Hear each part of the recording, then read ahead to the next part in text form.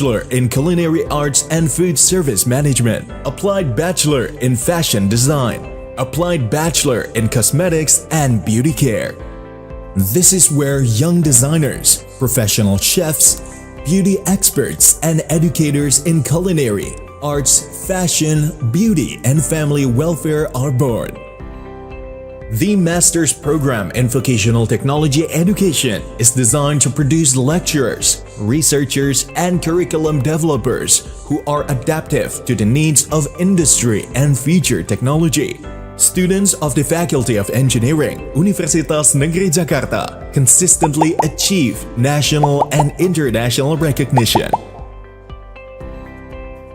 The Faculty of Engineering, Universitas Negeri Jakarta, is also active in building international collaborations with leading universities and institutions around the world.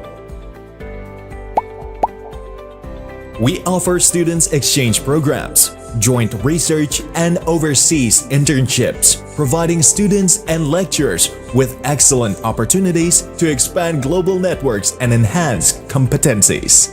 The future starts here. Join us and grow together at the Faculty of Engineering, Universitas Negeri Jakarta. We don't just educate, we shape the future.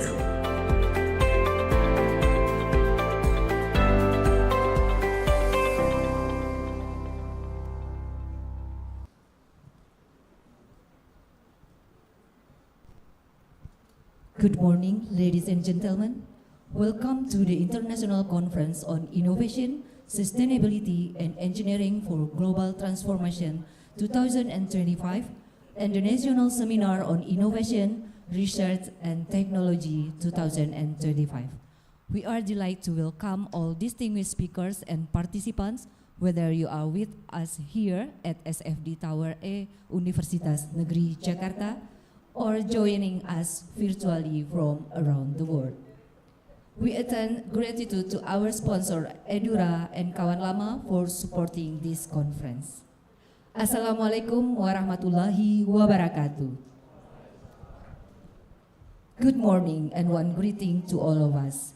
Distinguished Rector of Universitas Negeri Jakarta, Profesor Dr. Komarudin MSI, Profesor Dr. Fahru Rozi MPD, Vice Rector for Research, Innovation and Information System, Dr. R.A. Murtikusuma Wirasti SIP MSI, Director of Innovation Information System and Ranking.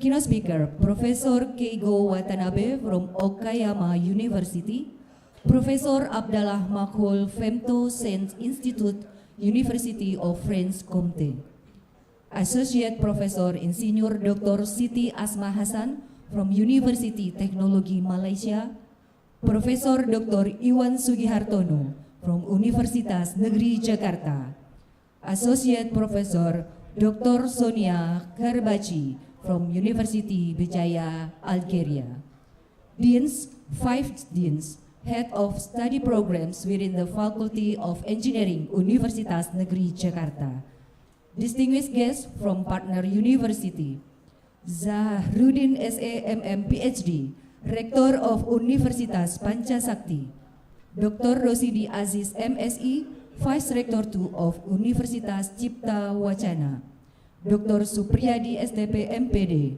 Vice Rector for Academic Affairs, Universitas Pancasakti, Rahmat Rafid MPD, Head of the Institute for Research and Community Service, Universitas Cipta Wacana, Dr. Yon AE MPD, Dean of the Faculty of Teacher Training and Education, Universitas Pancasakti, Ali Mulyanto Eskom Mkom, Dean of the Faculty of Science and Technology, Universitas Pancasakti, and all distinguished participants.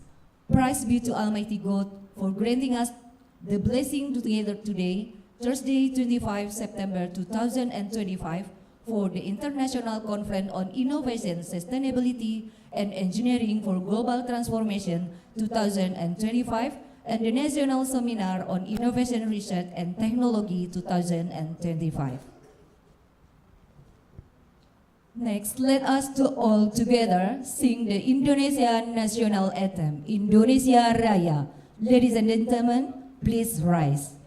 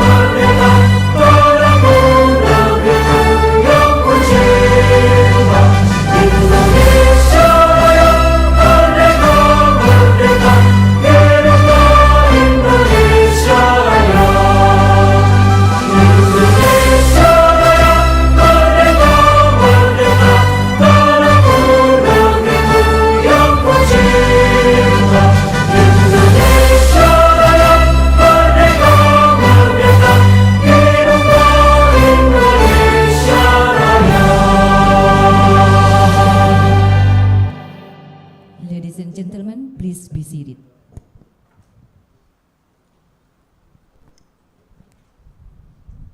Now let us bow our heads in prayer so that today's programs will run smoothly and bring great benefits. The prayer will be led by Dr. Muhammad Ridwan Effendi, SPDI, Magister Ushuldin. To Dr. Muhammad Ridwan Effendi, we kindly give the floor.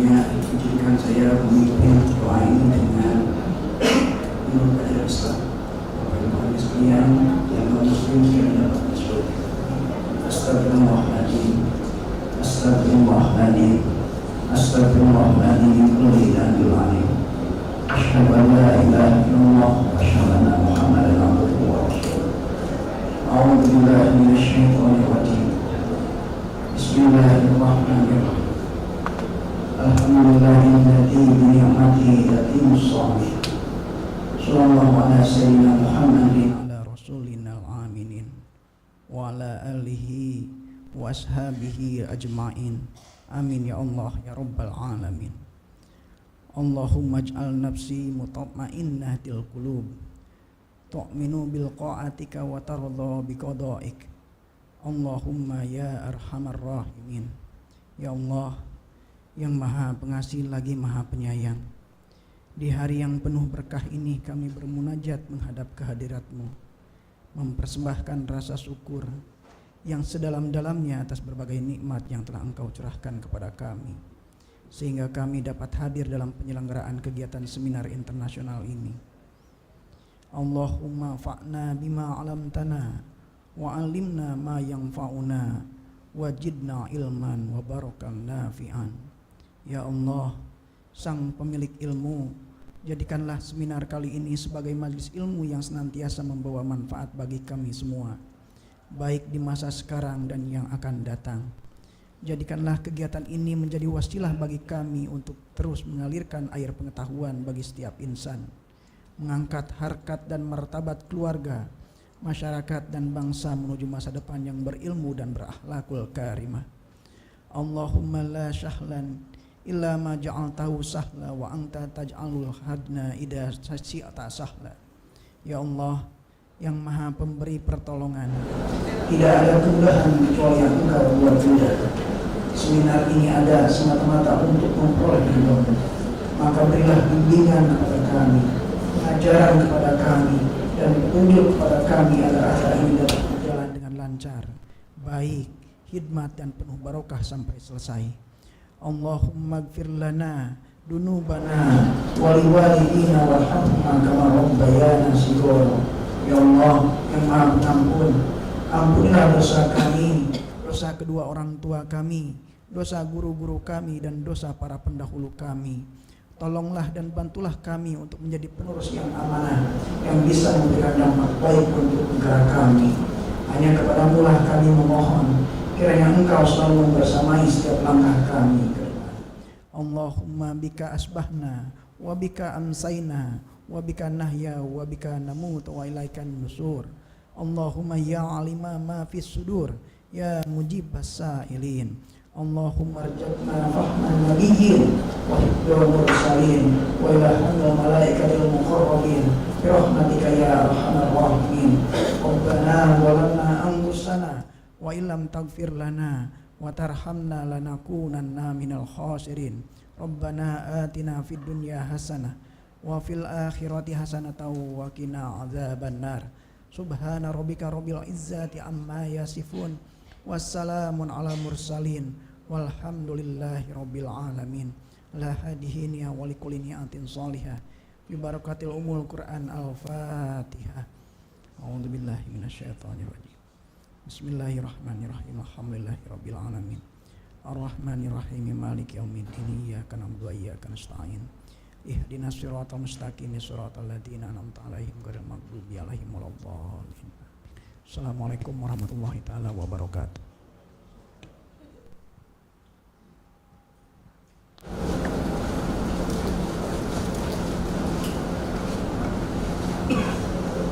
Ladies and gentlemen, we will now enjoy a performance by the students from MAPI South Papua. Please welcome traditional dance of Papua, Padain from suku Yakai, Kabupaten MAPI, Papua Selatan. Mulai gerak, indah tarimu, lengkapi citramu, Indonesia indah. Tuhan ajari kami untuk terus bersyukur, untuk menjaga surgamu, Indonesia tercinta.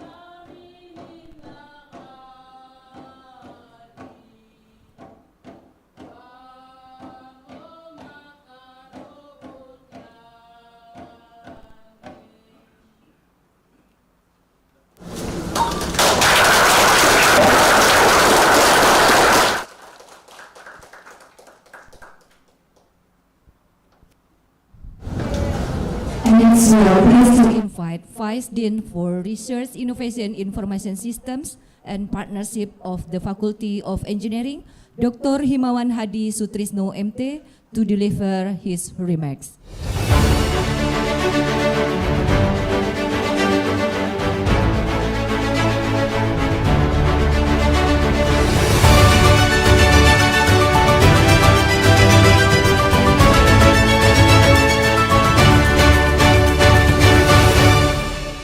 Assalamualaikum warahmatullahi wabarakatuh. Good morning, distinguished guests, ladies and gentlemen. It is a great honor and privilege for me, on behalf of Faculty of Engineering, Universitas Negeri Jakarta, to warmly welcome all of you to this agenda, the International Seminar on Engineering and Technology and Innovation. We are truly delighted to have esteemed speakers, researchers, participants from various countries gather to here today. Your presence is reflected our shared commitment to advance knowledge, promoting innovation, addressing the pressing challenge of our time, particularly in the area of sustainable engineering and technology. In terms of this seminar emphasize the importance of collaboration between academia, industry, and society.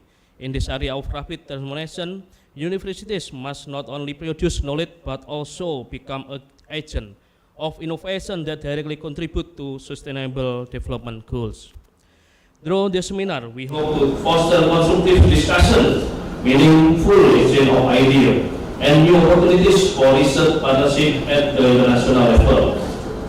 We would like to express our deep gratitude to everyone who made this seminar possible. Special thanks to author, invited speakers, reviewer, committee members, as well as to Dean and Vice Dean of Faculty of Engineering Universitas Negeri Jakarta, Rector and Vice Rector, to the continuous support. We are so grateful to our co-hosts, Politeknik Negeri Jakarta, Universitas Negeri Yogyakarta, Universitas Pancasakti, Universitas Cipta Wahana, for their collaboration in this endeavor. Our sincere appreciation also extended to IGST and also to LPDP for support this conference.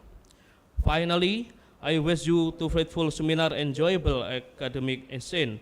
May today's discuss inspire us all to work together in shaping a more sustainable and innovative future.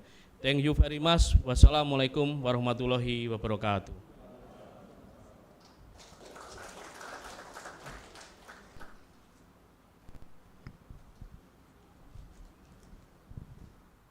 Thank you, Dr. Himawan. And next, we are pleased to move on the welcome remarks from the Dean of the Faculty of Engineering, Professor Dr. Neneng Siti Silvi Ambarwati, SSI, APT, MSI, We respectfully invite her to deliver her remarks.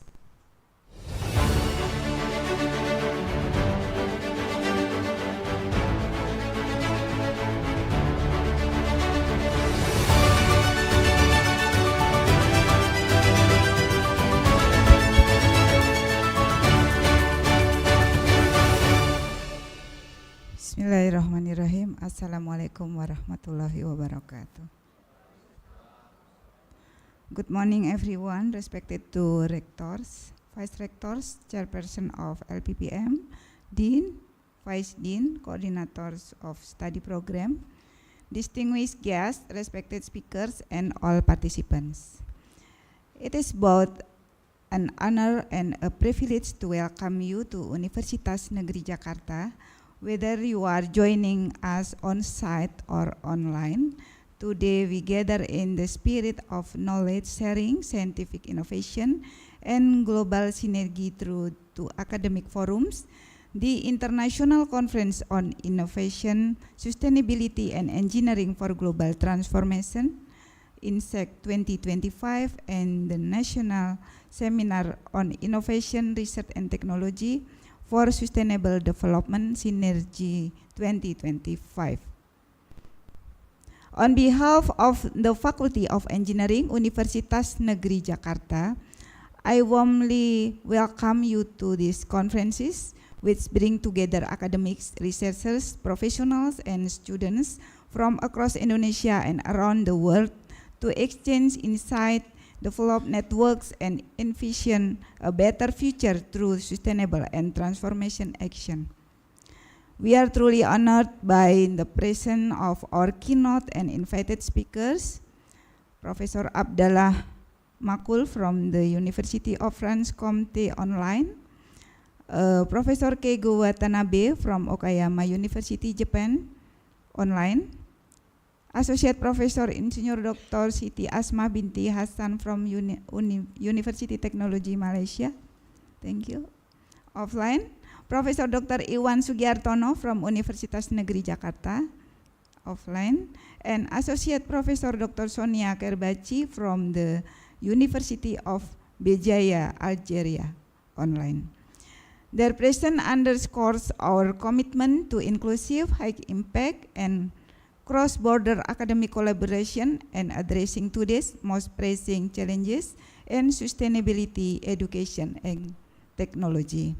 We extend our heartfelt gratitude to our esteemed co-host, Politeknik Negeri Jakarta. Thank you to be chairperson of LPPM from PNG.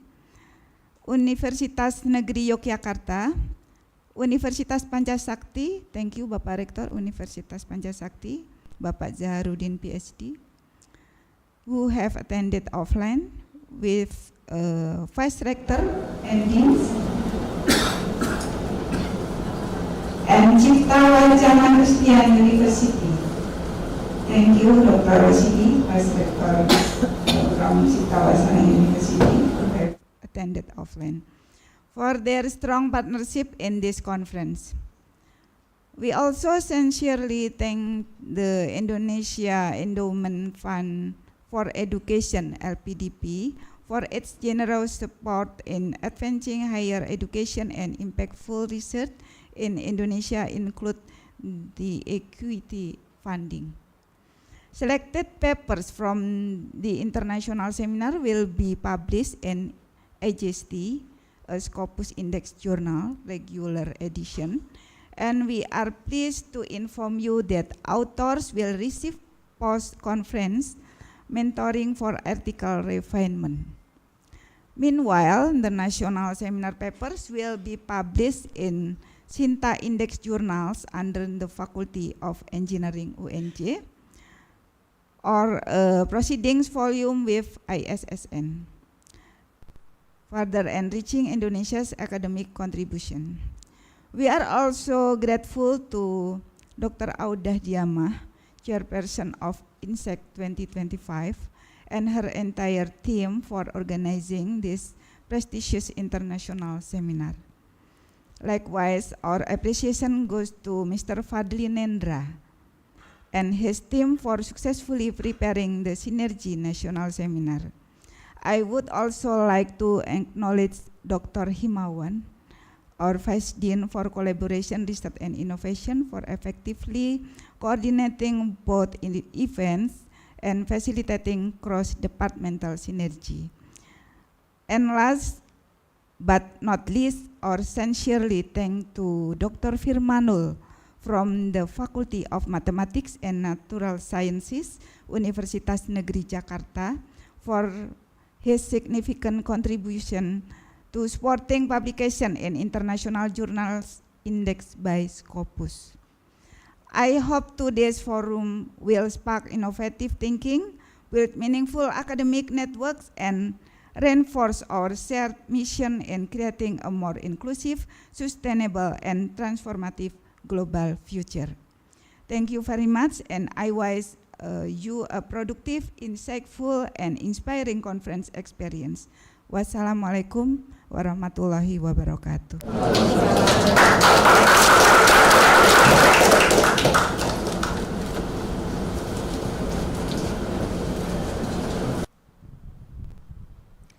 Ladies and gentlemen, next is the speech and official opening of the conference by the Rector of Universitas Negeri Jakarta, Profesor Dr. Komarudin MSI.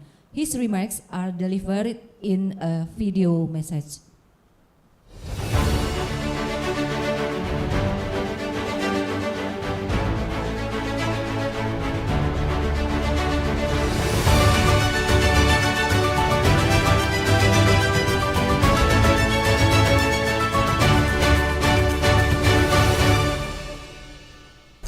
Assalamualaikum warahmatullahi wabarakatuh. Salam, Om Swastiastu, Namo Buddhaya, salam kebajikan, rahayu. Selamat pagi dan salam sejahtera untuk kita semua.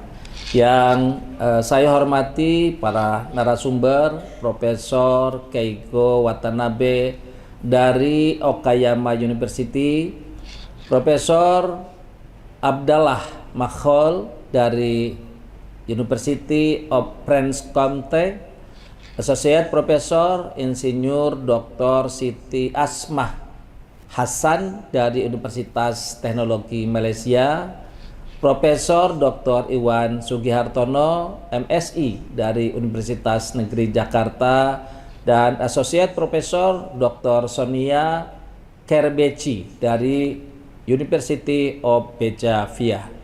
Panitia penyelenggara Insekt dan Sinergi di bawah koordinasi Dekan FT Profesor Dr. Neneng Silvi Ambarwati selaku host kegiatan, rekan-rekan dari Universitas Negeri Jakarta serta para peserta konferensi dan seminar dari berbagai kampus di Indonesia, serta para undangan, hadirin dan hadirat yang berbahagia.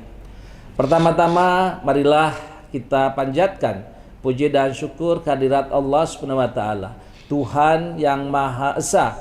Atas rahmat dan karunia-Nya, kita dapat mengikuti kegiatan International Conference on Innovation, Sustainability, and Engineering for Global Transformation atau Insekt 2025 dan Seminar Nasional Inovasi, Riset, dan Teknologi atau disingkat Sinergi.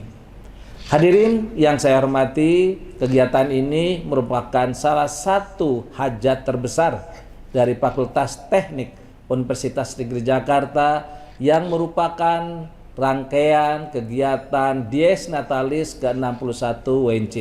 Alhamdulillah akhirnya terselenggara pada hari ini.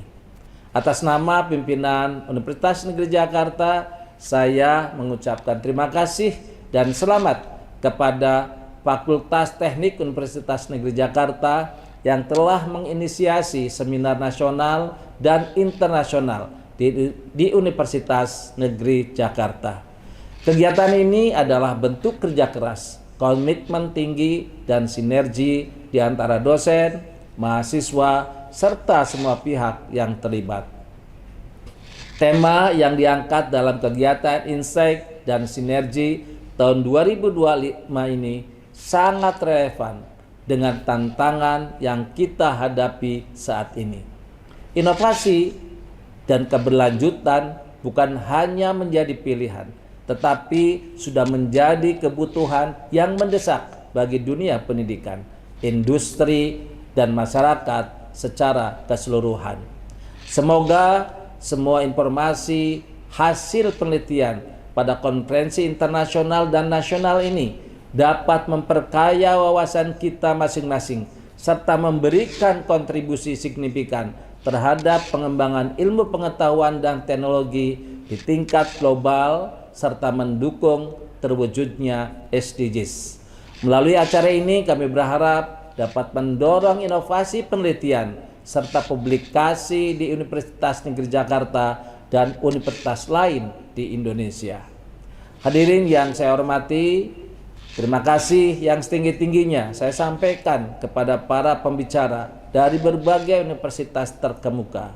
Kehadiran Anda semua akan memberikan wawasan berharga yang tidak hanya akan memperkaya keilmuan, tetapi juga membimbing kita menuju inovasi dan penelitian yang lebih maju dan terdepan.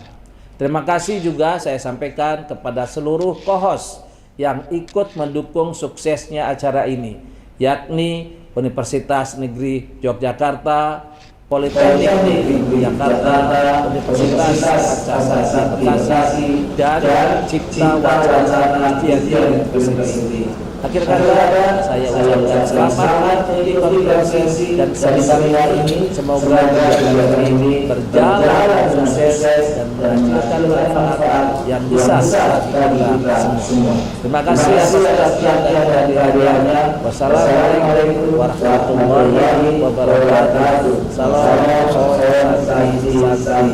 santri.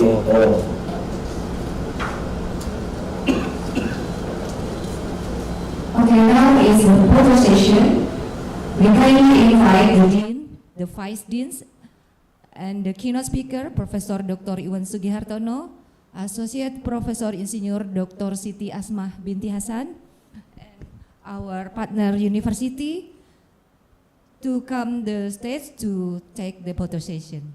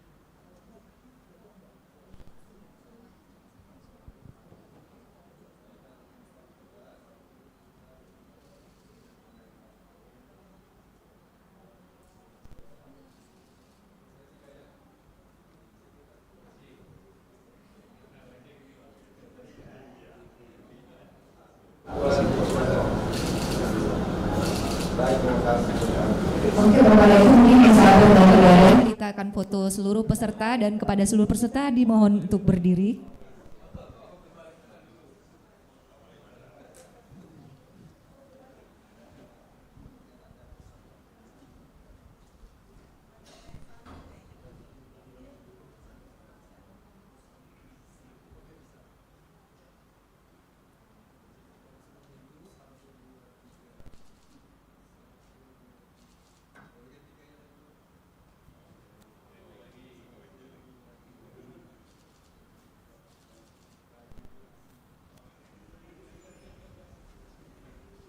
Thank you.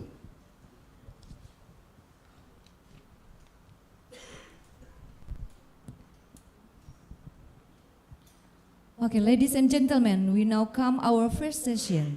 Before we begin, allow me to introduce the moderator who will guide this session. Our moderator for this session is Dr. Rafiuddin Syam, ST, Magister Engineering, PhD. Dr. Rafiuddin Syam is distinguished academic and researcher with extensive expertise in mechanical engineering and renewable energy systems. He obtained his doctoral degree from Saga University, Japan, and has published widely in international journals. He is currently serving as lecturer and is active in both national and international engineering collaborations. With this experience and expertise, Dr. Rafiuddin Syam will lead the discussion in this session. We now respectfully invite Dr. Rafiuddin Syam to take over the session.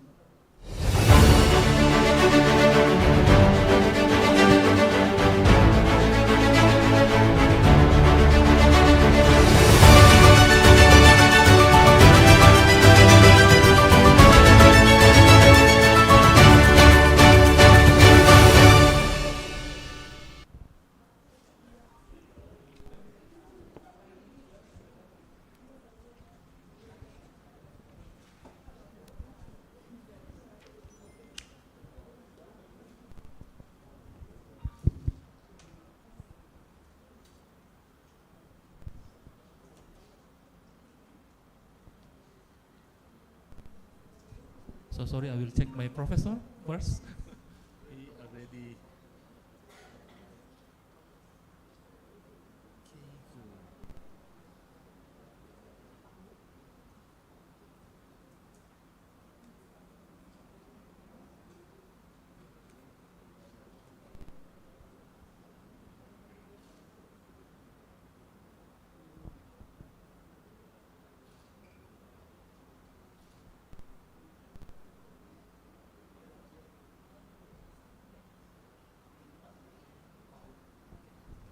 Okay, thank you very much. So, ladies and gentlemen, good morning to the Honorable Rector Universitas Negeri Jakarta, to the Honorable Dean of Faculty of Engineering, Professor Neneng, and distinguished Vice Dean, Rector, also Honorable Rector from Universitas Pancasakti, and all of co-hosts, and my esteemed academic colleagues and all participants. A very warm welcome to the plenary session, International Seminar on Insect.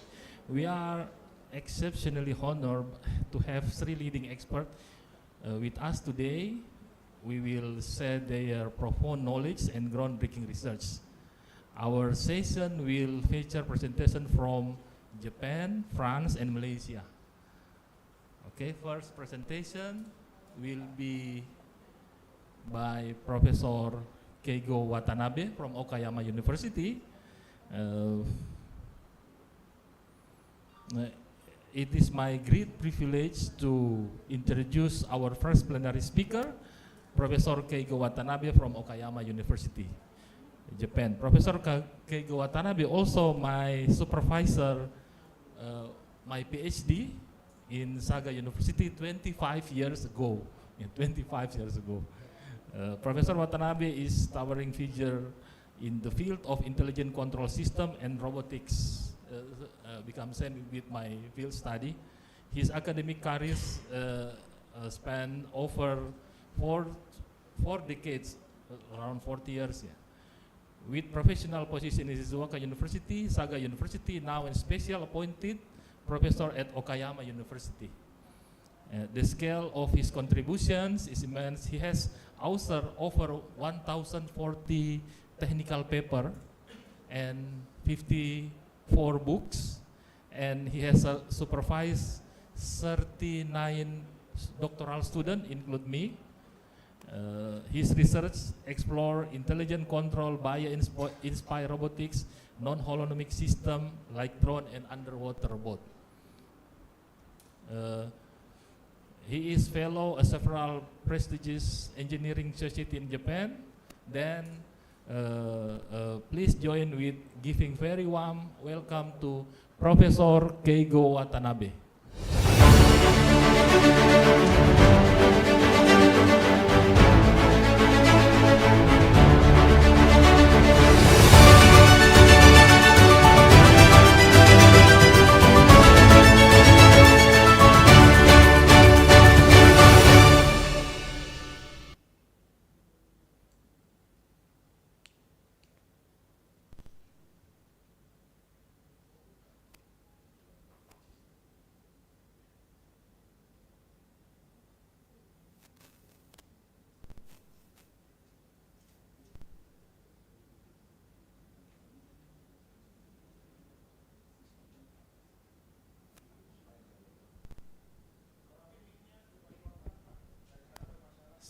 Sensei, kikoemasu ka?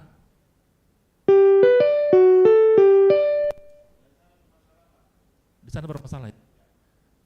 Sensei, oto ga arimasen.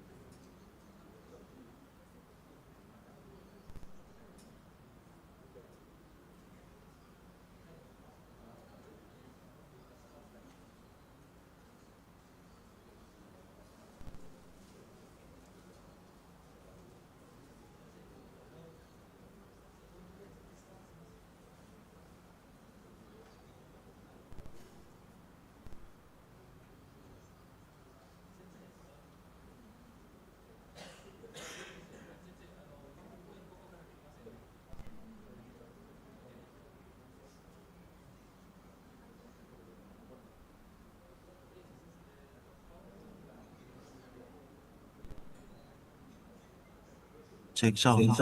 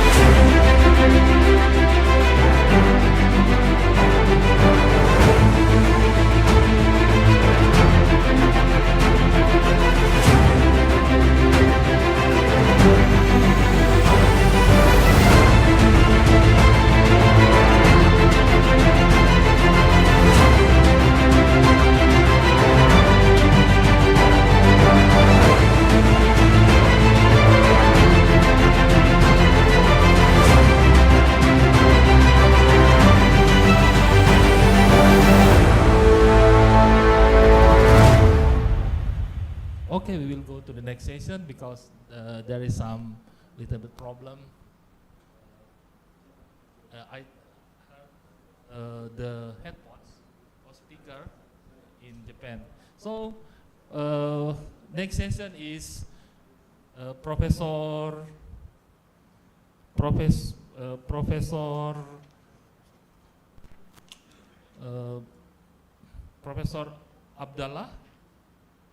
Abdallah Makul. Okay, yeah, sorry, Professor Abdallah Makul.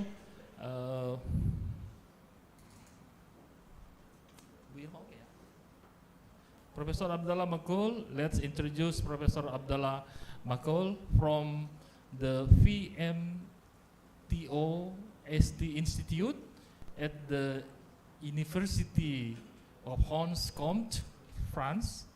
Professor Makul is a full professor in computer science. His research is the forefront of modern technology, focusing in Internet of Things, distributed algorithm, programmable matter, and AI for Industry 4.0.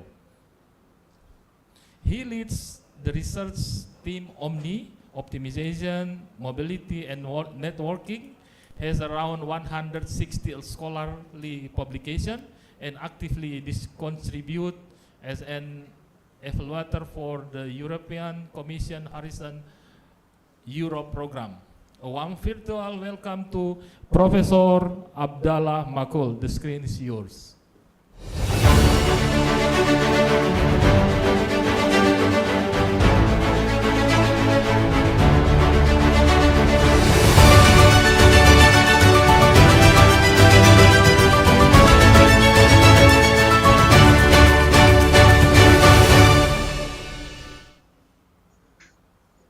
Hello everyone. So my name is Abdallah Makul. I'm professor at the University of Marie-Louis Pasteur and researcher at the FemtoST Institute in Montbéliard in France. I really would have loved to be with you live today so we could interact and discuss in real time. But unfortunately, because of the time difference and some constraints, that wasn't possible. But I'm still very happy to be part of this conference, and I want to sincerely thank the organizers of the conference, the University of Jakarta, and all my colleagues from the Faculty of Engineering for giving me this opportunity to share my work with you today. So my talk will be about intelligent energy management in smart building.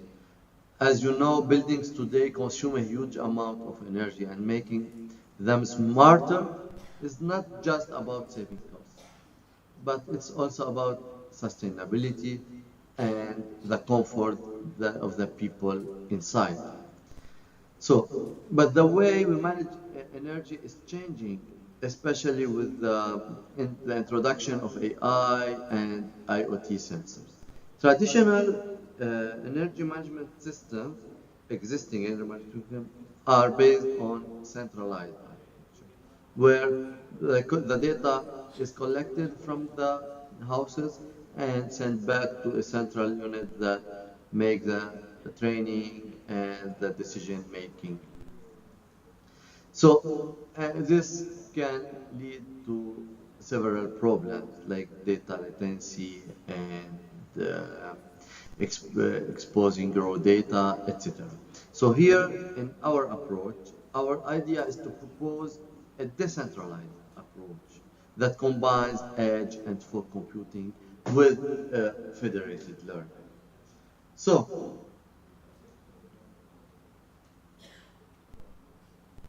today, in the era of rapid urbanization and technological advancement, we recognize that energy management has become critical for modern society.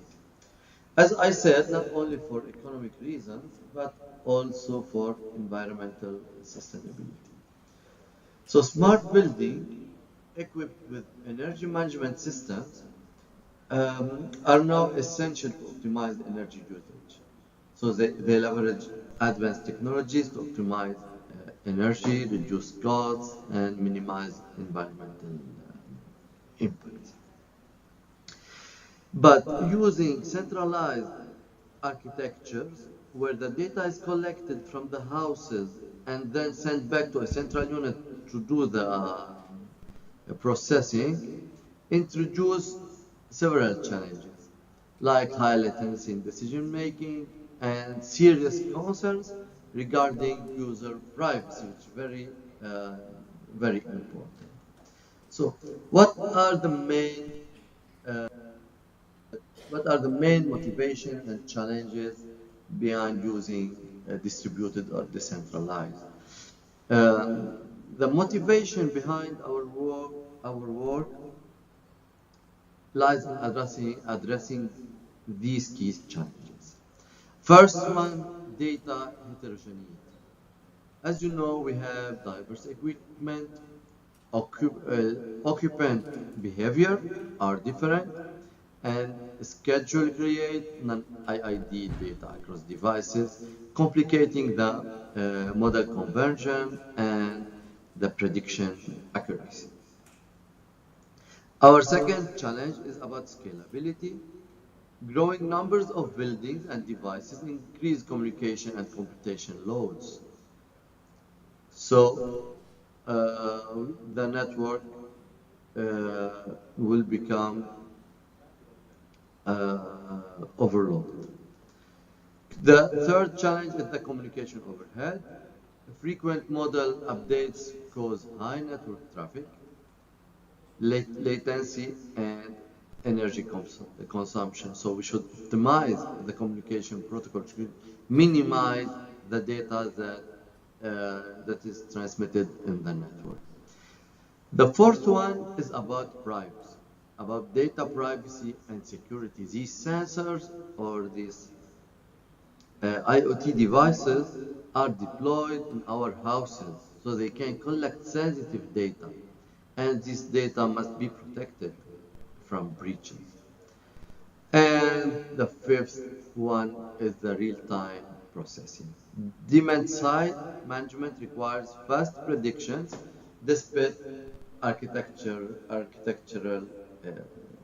delays. So, our primary objective in this work is to develop a scalable, privacy-preserving, and framework for predicting energy consumption in smart buildings by leveraging edge, fog, and cloud layers along with federated learning. So we aim to optimize model training efficiency while safeguarding user data. So what are the main contributions of this research work? First, we introduce a multi-level federated learning framework across edge, fog, and cloud layers. So we have 3 layers of using federated learning. Second, we design localized LSTM models at the edge level for efficient energy prediction. The third one, we integrate differential privacy mechanisms to enhance data confidentiality. Fourth, we optimize system resources using dynamic hierarchical clustering techniques. And finally, we combine edge, fog, and cloud computing that enable real-time and scalable energy management. So before I continue, I will give a small introduction about what is edge and fog computing and what's federated learning. So edge and fog computing is a decentralized approach, distributing computing resources closer to data sources. It consists of edge devices, a fog layer, and a cloud data centers where computing tasks, complex computing tasks are performed at the cloud, and we have some computing tasks that are performed locally at the edge of the network, reducing the need to transmit data to the cloud. This architecture reduces latency, improves in efficiency, and enables real-time responsiveness, making it ideal for a smart. So, what about federated learning? Federated learning is one of the technologies contributing to energy consumption prediction in smart building. It's a collaborative machine learning approach used to train a load prediction model across decentralized or distributed devices. This method maintains data privacy by keeping information localized on individual devices, optimizing data transfer, reducing bandwidth usage, and enhancing overall network efficiency. So, what is our framework? The architecture of our framework is. So here in this figure, I show an overview of our proposed framework, which is structured across 5 layers. The first layer, we have the perception layer. Here we have the sensors, devices, IoT devices that collect real-time energy and environmental data. Then we have the network layer that ensures fast and reliable communication between devices, fog nodes, and the cloud. At the fog layer, we perform local model aggregation and early processing. The cloud layer focuses on global optimization and model refinement. Finally, the application layer provides actionable insights and interfaces for building managers. So I will explain in detail what we did at each layer.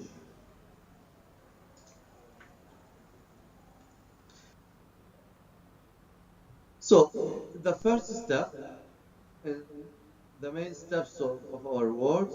First, we start by, at the perception layer, we have the data collection and clustering. First, the data collection.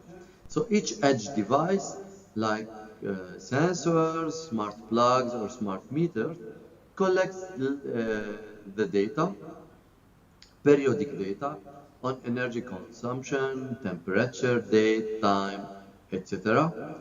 And at this layer, on the edge, at the edge layer, the edge devices, they perform lightweight data pre-processing to extract features and sending these features to the fog node. So by pre-processing, we mean handling missing values, normalizing, or reducing dimensionality. We reduce the noise, we improve the quality of the data, and we minimize the data consumption on the edge. At this layer, we use, for example, the min-max scaling to the data set to normalize each feature to a range between 0 and 1. And also we perform some PCA, principal component analysis, on the normalized data to reduce its dimensionality and extract the most important feature. So after this step, the data, we apply a k-mean clustering algorithm to group the edge devices into clusters. So here we are at the fog layer. We receive the data and we do some clustering. We group the edge devices into clusters based on the similar energy usage patterns, and by calculating the squared Euclidean distance between a data point and the centroid of its assigned cluster. So this, the K, if you want, is determined randomly, for instance, and it can be improved later. We can do a detailed study on the choosing the value of K. So each cluster will contain multiple edge devices that exhibit similar patterns, allowing more targeted federated learning. So this clustering is important because it enables more efficient and targeted training with the groups, reducing overhead and improving the model accuracy. Now, at the second step, so each edge devices in a cluster trains a local model on its own data for a few epochs. Okay, so here we use the LSTM for time series prediction for local model training. So as you know, the LSTM contains 5 components: the forget gate, in-gate, out-gate, cell state, update, and hidden state, which work together to allow the LSTM to retain long-term dependencies and decide what information to keep, update, or forget over time. So after this local training, the model parameters like weights or gradients, etc., are then sent to the fog node responsible for that cluster through the network layer. Okay, to send updates at different intervals, and then rather than synchronizing them. So by this way, we reduce idle times and we improve the training efficiency. So each edge now sends its local parameters to the fog, and after that, at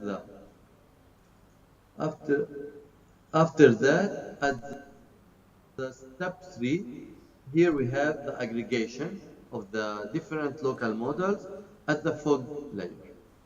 So fog nodes perform as an intermediate aggregation of the received model by averaging the weights. So each fog node aggregates the model parameter from all edge devices within the cluster using what we call a federated average. Fed average is a lightweight and scales efficiently.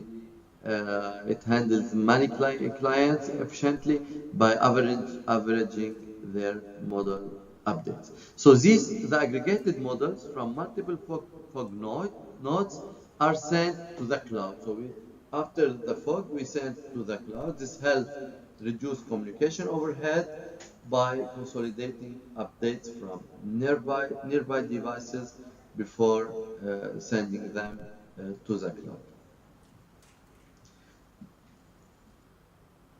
Now at step 4, we have the cross-cluster model optimization. Here we have at the cloud level, we have the global model. So after the fog nodes have sent their aggregated model to the cloud server performs a higher level aggregation using the advanced technique FedProx.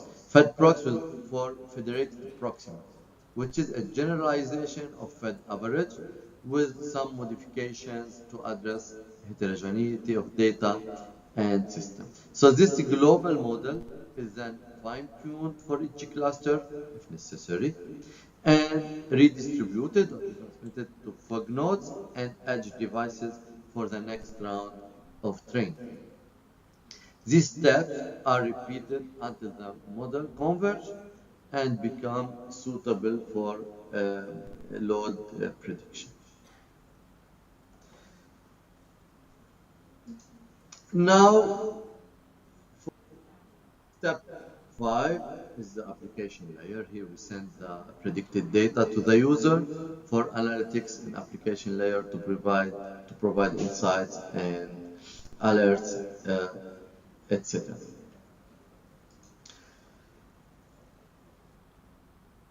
To evaluate our approach, so we tested it on real data sets. We selected the Pecan Street data set, which is a benchmark for energy consumption prediction in smart buildings. It provides continuous minute-level electricity usage data. So for our study, data from 12 houses over a 2-year period is used, including 10 features such as daytime, environment, and energy usage information. So we validated our results with real data.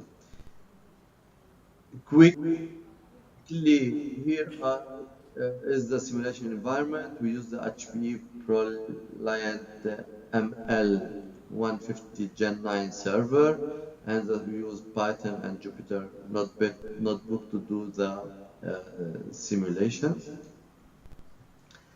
And here are the results and model comparison. So, our proposed framework achieved very promising results. So, the energy consumption prediction model reached an accuracy of around 93%, and with a mean squared error of 14.55, and we compared the LSTM model with other existing deep learning models like CNN and RNN, and we can see that the LSTM model outperformed the others in predictive accuracy, achieving the lowest MSE and lowest MAE. The CNN model, however, achieved the lowest average latency and fastest execution time, so making it computationally more efficient, although it was slightly less accurate than LSTM. So just overall, the LSTM model provided the best balance between accuracy and efficiency for energy consumption prediction, while CNN could be an alternative when minimizing latency is a priority. So, to conclude, it was our first decentralized federated learning framework to reduce latency, enhance privacy, and achieve high prediction with LSTM models, making it scalable, real-world solution for smart building energy management. So for our future work, we plan to explore hybrid deep learning models for better accuracy, implement adaptive clustering, and maybe make a study about the value of K, as I said before, for the K means. And we can maybe apply some fuzzy logic for smartly select edge devices. So finally, I would like to thank you very much for your attendance and for your attention. I am ready for your questions or for your comments. If you have any question about the model, about the fine tune of the model, about the different parameters, we can discuss. You can send me emails. This is my email. And thank you very much. I wish you a very good conference and have a nice day. Thank you. Thank you, Professor Allah. Please, session is panel session, so after 3 sessions from Professor Abdallah, Professor Kegi Watanabe, and Professor Siti Asma, then we will open for question and answer. So we will start again from Professor Kegi Watanabe. Kegi Watanabe can join. Sensei, please check the sound. Okay. Okay, Sensei will start. Hi, Dozo Sensei. Hi. The time is yours. Sensei can share screen.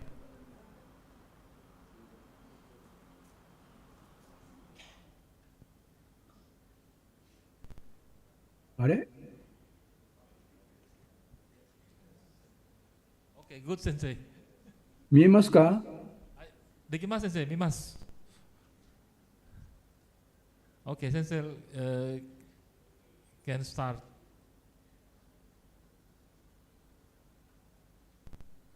Okay. Hi, 先生。Hi. The voice is clear. Voice okay? Voice okay, 先生。Hi. So this talk I will introduce a framework for safe navigation of mobile robot based on barrier reference function, that is BRFL. The focus is on a unified approach that handles both static obstacles such as walls and corners, and dynamic obstacles such as pedestrian. This is the contents of my today's talk. Safe navigation in human shared environment is one of the most important challenge for service robot and autonomous vehicles. Traditional approaches like artificial potential field or meta-heuristics are practical, but they lack rigorous guarantees of stability and robustness. More recently, the control reaction function CLF, control barrier function CBF, plus quadratic programming. This framework has provided strong guarantees, but it requires online optimization, which can be computationally demanding. So, as an alternative approach, I highlight the BLF-based control approach. With BLF, we can guarantee both stability and safety analytically without solving optimization problem at every step. So this makes the method attractive for real-time robotic application. The key idea is to embed a state constraint into a Lyapunov-like function that diverge near the constraint boundary. For example, with the constraint absolute of z less than k, a log-type BLF prevents the state from violating the bound.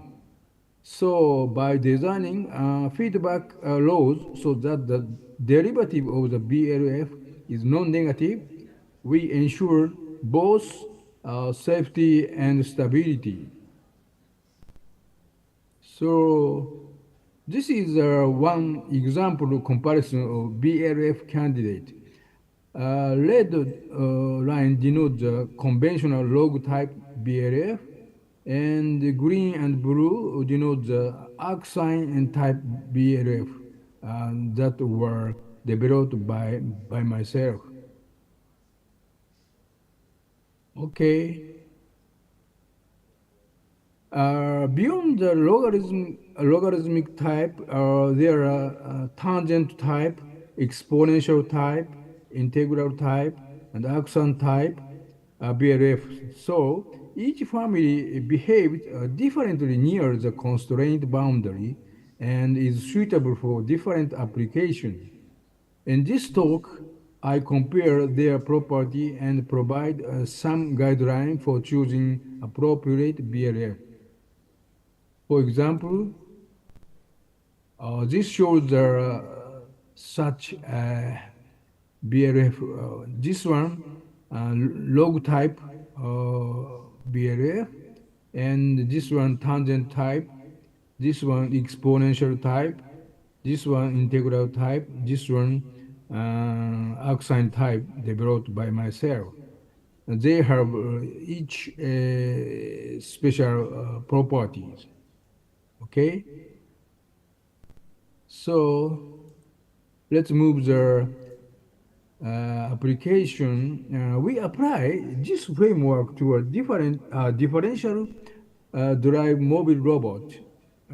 Two representative scenarios are considered here. One, dynamic obstacle like pedestrians, and static obstacle like walls or corners. A key contribution is that both cases can be treated with the same BLF-based framework. See, this is a model of a well-known wheel mobile robot. First one is the so-called Cartesian coordinate model, x, y, and azimuth theta, and other model like polar coordinate model. Here, d dot, phi dot, especially d dot, the distance between the human and the robot, and phi denotes the relative angles. And this is a candidate barrier diaphragm function, VD for distance, V5 for angles, constructed like here. And here ED denotes the distance error, D minus D minimum. D minimum, the so-called allowable minimum distance between the human and robot. And KD and K5 denote the barrier parameters, which were determined like by using like D max. This is actual physical max and physical angle max, and D minimum, the physical minimum. Epsilon, that is the safety margin. Epsilon D and epsilon phi are safety margin, which were determined by myself. And the beer controller were derived like here. First step U1 and U2, and after that, by applying inverse transformation, we will finally obtain the linear velocity and angular velocity omega here. And this is for the dynamic PD controller by applying the UKF unscented Kalman filter, especially by applying azimuth measurement. So this is also the two steps. First step, we apply like this dynamic PD controllers, and after that we obtain through the inverse transformation V and omega like here. And in this case, we applied these two controllers combining to make a hybrid controller by applying the hybrid parameter alpha, which is determined like this sigmoidal function. And this is the concept of the hybrid controller. Okay. And the next one is for static obstacle. So this is for example, corner model for BLF control. VD and V5, they are very similar to the former BLF, but in this case, DD reference distance, reference angles, they are time-varying trajectory determined by ourselves. And KD and K5 barrier parameters, they are also determined by myself. In this case, like here. And in this case, we apply dynamic PDF and this corner barrier BLF controller by switching between both. Okay? This is the concept of the switching case. And especially how to switch these two controllers. In this case, I used the so-called the concept of YOLO 11 derived by the deep learning. Okay. So in the pedestrian environment, a relative distance and angle constraint are model with BLF, as I said. This allows the robot to maintain a safe distance proactively and not just reactively at the last moment. So combined with trajectory tracking based on differential flatness controller, and the result is smooth and safe navigation. So I will show you some example. This is for only three pedestrian, one, two, three, and robot start here, and this is the end point of the robot. Okay, and the next one is for five pedestrian, like here. They are also successfully to avoid to go to the final point.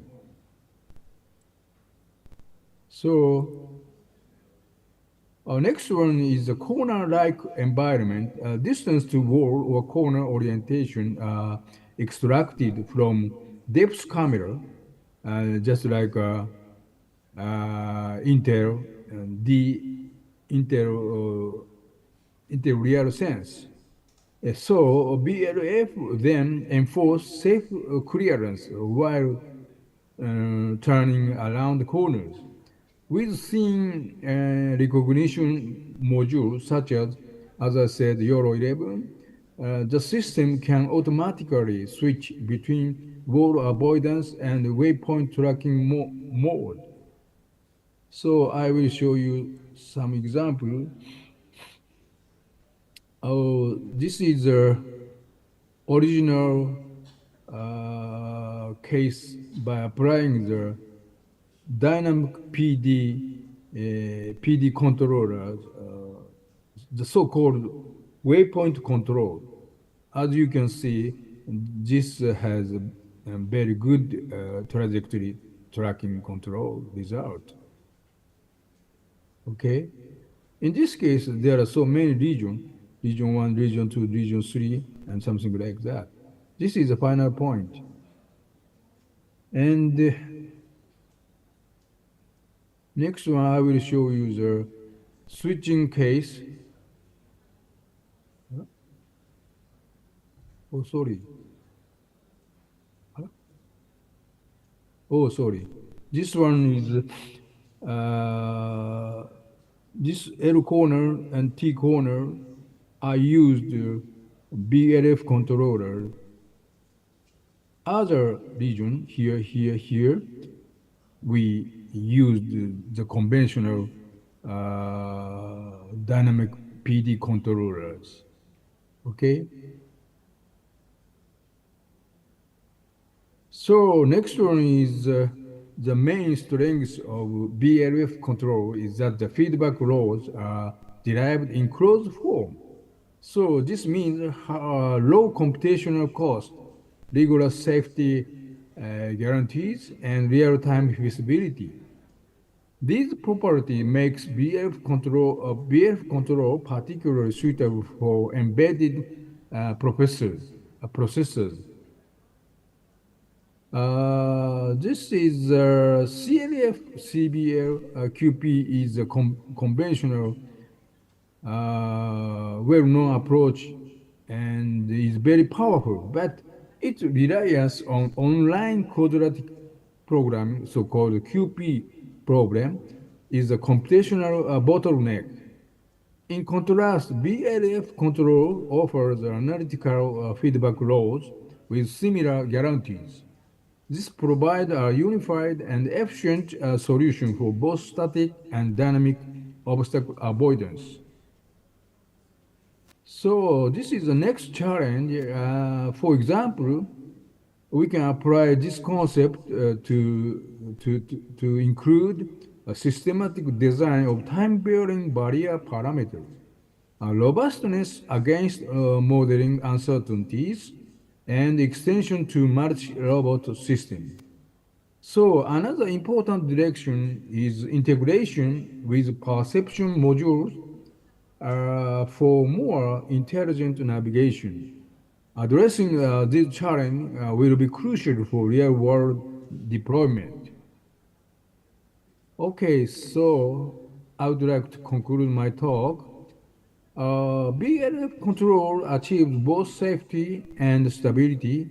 It avoids online optimization and is efficient. and it requires static and dynamic obstacle avoidance. So we believe this is a promising approach for service robot and autonomous vehicles. Okay, thank you very much for your attention. Okay, thank you, Sensei. I So we are panel session. So the question and answer will be after Professor Siti Asma from Malaysia presented. Okay, so don't leave from the Zoom. may I go back? No, Sensei. No problem. Sensei will. I will turn to the next presentation. Yeah, no problem. Oh, hi, Sensei. Okay. Thank you. Hi, next is Professor Siti Asma. Please join with us. Thank you very much.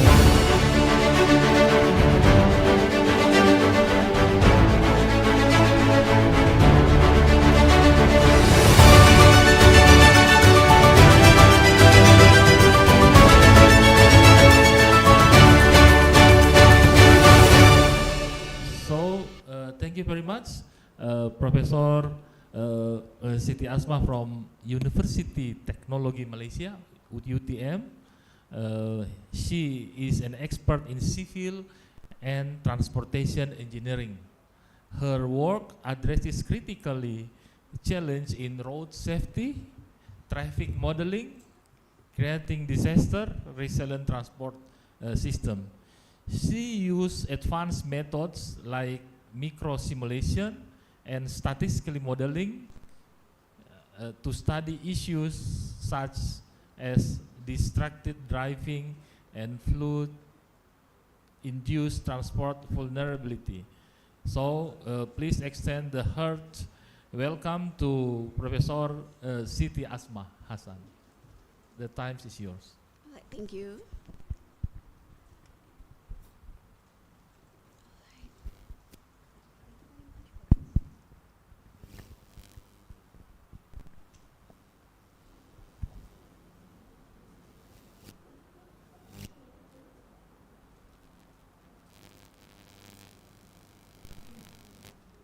Assalamualaikum and very good morning to everyone. I am deeply honored to be invited in this International Conference of Insect 2025. So today I will be talking about innovating urban mobility, smarter, safer and more sustainable transport systems. Okay. So I am Dr. Siti Asma Hassan from University Technology Malaysia, Faculty of Civil Engineering.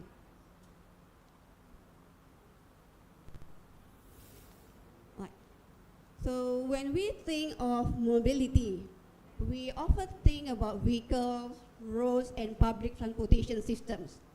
But it is actually that mobility goes far beyond that, okay, far beyond infrastructure. We have to think about reshaping how society grows and interacts with the system. Okay? For the sustainable development of sustainable transportation, it includes a reduction of the environmental negative impact. While the inclusive development focuses on the fair accessibility to all road users, okay, including vulnerable population. So that means mobility or transforming mobility is not only focusing about transportation. This becomes the foundation to grow our society in a resilient, inclusive, and sustainable urban cities. Right. So I think Jakarta and Malaysia have a similar condition. Okay. We have urban mobility challenge that is triggered by the urbanization and motorization. Because our nation has a car dependency policy. Okay, we are highly dependent on private car compared to the other mode of transportation. Right? So by that, it caused heavy congestion on the road. Okay, last night I came here and it took me like few hours to arrive to my destination. Okay, and then this makes the traffic movement inefficient on the road and worsening the delay time, make the travel time longer for us to reach our destination. Okay, and it increases emission and energy use. and significantly, it also contributes to the public health services, public health crisis, yeah, because of higher accident rate and higher fatality rate as well on the road. Okay, so this is the current situation we face. We are having a significant challenge in terms of traffic congestion and road safety issue. Okay, so cities like Kuala Lumpur, Johor Bahru, Penang, and also Jakarta, we can see that the traffic is too high and we cannot go anywhere. Okay, the road stretch is very good. Okay, the infrastructure is very good, the pavement condition is very good, but it doesn't longer serve us anymore because the number of traffic is too high and it doesn't make us move freely, smoothly. Okay, and by that also, the high road accident rate in Malaysia is quite significant. Okay, especially fatality accident involving motorcyclists. Okay, even though we have few intervention, but this significant challenge remain. Okay, still happening right now. Okay, now we look into this, we call it a traffic performance index by city. So this is for Eastern Asia. So from this actually provide a quantitative and experiential aspect of mobility in our country. So from this metric, we can see that Jakarta ranked at number 1 and Malaysia ranked at number 4. Okay, so this reflects that in terms of mobility, we are no longer efficient. And at the same time, the carbon emission is too high for both of our countries. Okay, so now, when we look into the past, we rely on traditional approaches in targeting intervention, okay, to improve the urban mobility issue. So, however, now we can see that the traditional approach is already reaching limits. Okay, it always task focused and always specific into one isolated intervention. But now, moving forward, we need an innovative solutions where we need to integrate solution between different aspects. Okay, because when we want to improve the urban mobility, we cannot only rely into one direction. We have to integrate all possible solutions in terms of traffic. Maybe we need to include the safety signs, the signs, computer, and everything. Okay, so by having that, we can provide a data-driven solutions. Okay, that finally we have to make sure that all the interventions that we propose are people-centric. Okay, regardless of any intervention or solutions to be proposed, we have to make sure that people is put into the priority. All right. So now, in the traffic engineering, we can see that we are now moving into a few innovation. Okay, the current one, we have a smart intersections where intelligent intersections able to optimize the movement of traffic flow, and finally reduce congestion. Okay, and now we have also the adaptive traffic management, where the system dynamically responds to the real-time traffic condition. And further beyond, we are now moving into CAV integration. This is the integration between connected and automated vehicles on the road with the purpose to enhance safety and efficiency on road. So together, when we combine these three, the intention of this will be to enhance the traffic efficiency and reduce emission on the road. Okay, so in order for us to move towards sustainable transport, there are actually 4 pillars to be considered. Okay, number 1, shifting modes. Okay, since now we are highly dependent on private car, the focus should be shifted to encouraging public transportation and also micro-mobility, for example, walking and cycling. Okay, and number 2, for us to provide safe infrastructure. Okay, by designing complete streets and safe infrastructure for all road users. And number 3, this is equally important, equity and accessibility, where all the facilities implemented or designed to serve all users, including the vulnerable population. Okay, and number four, low carbon system. So this is implementing low carbon transport system to reduce environmental impact and also targeting the climate change issue. Okay, so these four pillars, okay, will help us moving forward in order to achieve the sustainable transport goal. Okay, so in the transportation or traffic engineering area, we do some modeling, means that we are testing new scenario. Okay, in the traditional planning in the past, we rely on limited data and tools. So by having that, we can only solve one issue at one time. But now we are having advanced tools. We have micro simulation, mesoscopic simulation, and also AI tools. So for example, we have VSIM micro simulation. This is widely used in the transport impact assessment for us to test a new scenario, for us to decide which scenario is better to achieve the good solution for urban mobility, right? So by having that, we are actually achieve the resilient planning as well by simulating disruption, simulating few scenarios in a virtual environment, okay, which is could be hazardous if we implement it in the real case. And then finally, together, all this, by having all this, we can reach the optimized transportation. We can provide efficient, resilient, and sustainable transportation. Okay, so yearly, we have recorded about 1.3 million deaths globally.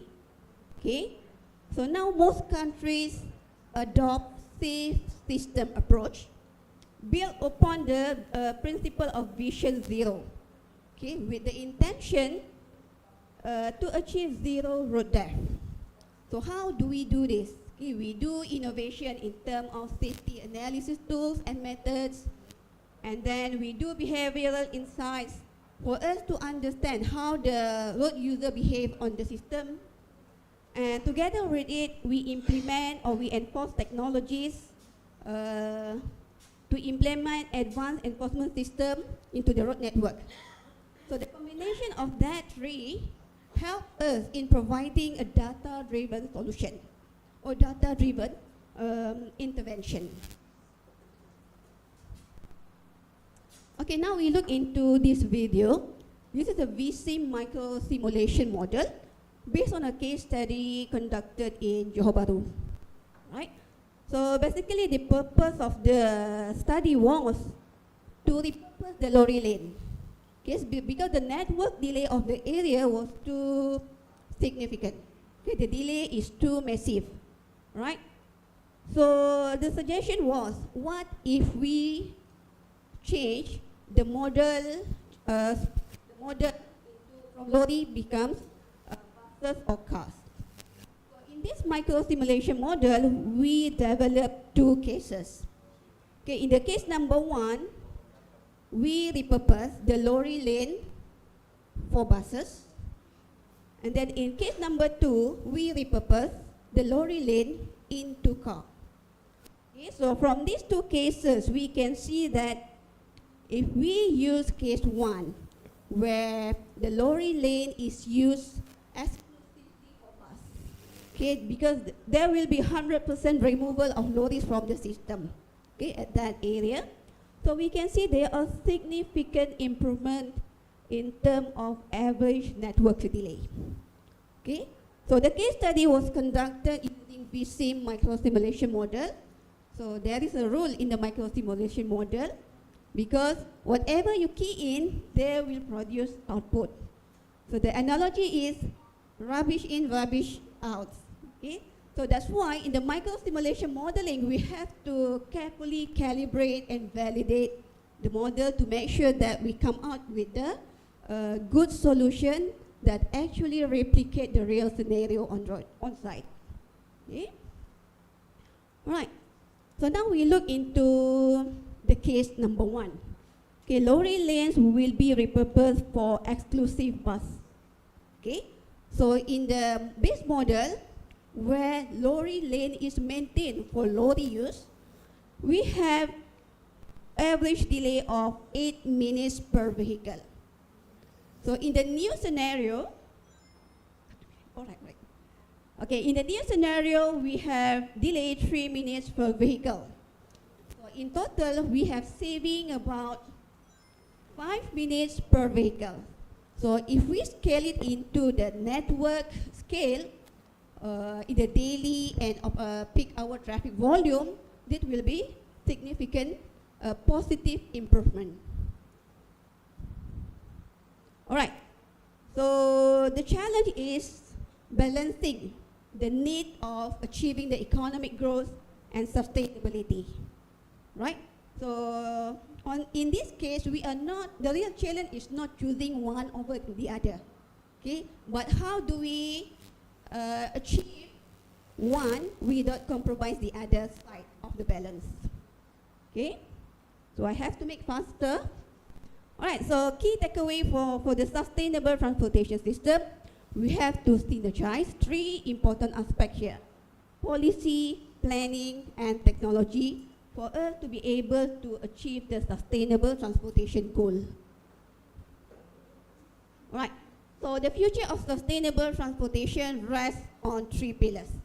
Number 1, EV, okay, the use of electrical vehicles, which is now becoming increasingly practical and affordable because of the advanced technology in the battery and infrastructure.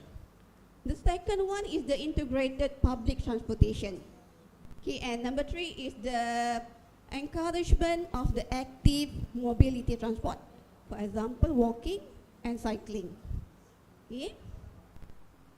All right, so now as we conclude, okay, in order for us to transforming mobility, we have to do interdisciplinary innovation. Okay, in the past, when we do have some issue, I only look into one aspect, civil engineering only. But now we have to be in a collaborated manner. Okay, we have to include the knowledge from the computer science and many other areas. Okay, and we have to invest in the data and modeling to help us in better decision making, so that we can able to provide efficient and safe transportation system. All right, so finally, we have to make sure that regardless of any intervention, we have to keep the sustainability and safety as a priority. Okay, so that we can provide the inclusive and sustainable development for all. Okay, transportation is not about moving vehicles, but it is about moving people safely, sustainably, and equitably. Right? So thank you very much. Thank you for your attention. So you can contact me through that information if there is any potential insights or collaboration. Thank you very much. Thank you very much, Professor Siti Asma. Big applause. Okay, next session is question and answer. There is 3 topics, very different, and I hope there is one question for at least 1 or 2 questions for 3 experts. Okay, I will give 3. No, 3. I don't believe we will get 3 questions. Maybe only 2. 2 question, please. Itu ada yang angkat tangan? Okay.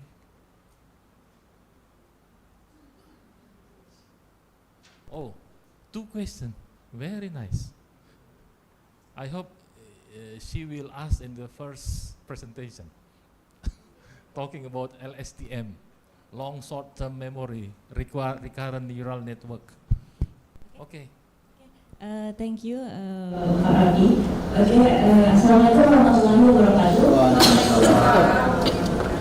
Today, everyone and all participants, my name is Rahil. I have a question for from Asma.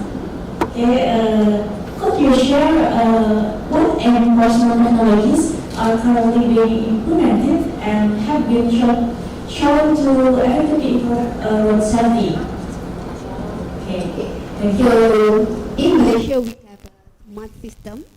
Okay, I'm not sure about whether we have a similar system or not. For example, in Kuala Lumpur, okay, DBKL is the center of the traffic management agency, right? So they have an integrated camera across all intersections in Kuala Lumpur. So whenever there is an issue, for example, accident happen at one particular junction and it caused massive congestion on that area, and that congestion prolonged into few other sections. So it becomes a coordinated queue, right? So by having that smart, what we call smart camera or something like that, so they can do the intervention immediately without waiting for response from road user. Okay, and the other one is the speed camera. Previously we have a 1-point speed camera. So but now we have introduced still speed camera, but it reports harmonic speed throughout the highway. So the focus of that is actually to make sure that vehicles able to maintain their speed throughout the highway. Because previously, the traditional way, the people adjust their speed when they arrive on that speed limit point. Okay, next. I think it's clear, yeah. We'll open discuss again. Clear, thank you. Because of time. Next is Ibu. Yeah. Ibu Sri Wahyuni Ningsih dari Electronics Education Engineering. Okay, thank you. Assalamualaikum warahmatullahi wabarakatuh. My name is Sri Wahyuni. My question for Prof. Kindu. Sensei, there is question for you. Onegaishimasu. Sensei. Sensei. Sensei. Okay, I would like to ask about DLF-based control. Can DLF-based control be integrated with learning-based method for enhanced performance?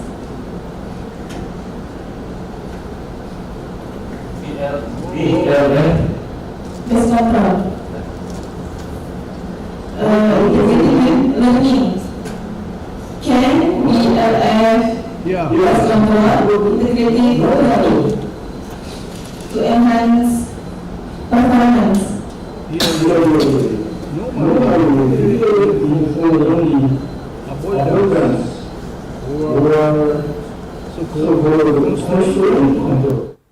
So, if we move to any situation without any obstacle, so in this case, you can apply the traditional mathematical control or the controller, and so on. So, if we do that to avoid the way, so in this case, we have to combine the controller to avoid any obstacle, any human, any disk, any shear, and so on. Is it okay? I think it's okay. For okay. your question? Since the time is over. Yeah, thank you. Then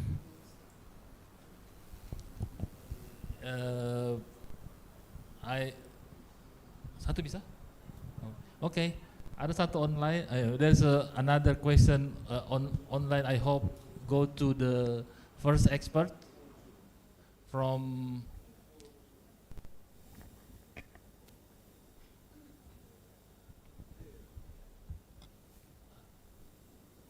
This also for Sensei. Other question. Collaborate with your university.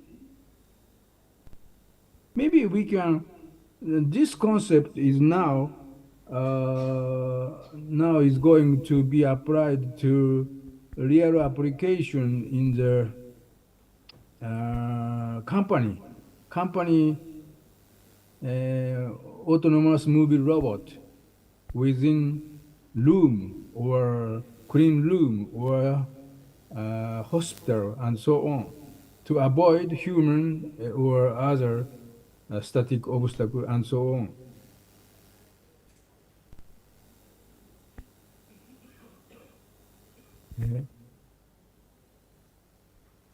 So your university also can apply like this concept to any other mobile robot or other drone or other underwater robot and so on. But you have to devise how to determine the barrier parameters, KD, K5, or something like that. This is very important to good or better controller to avoid any obstacle. Okay? Okay, I think it's clear, but Sensei, it's difficult to put obstacle avoidance in our parking area in Jakarta because we have to set the sensor 10 centimeter only because everybody very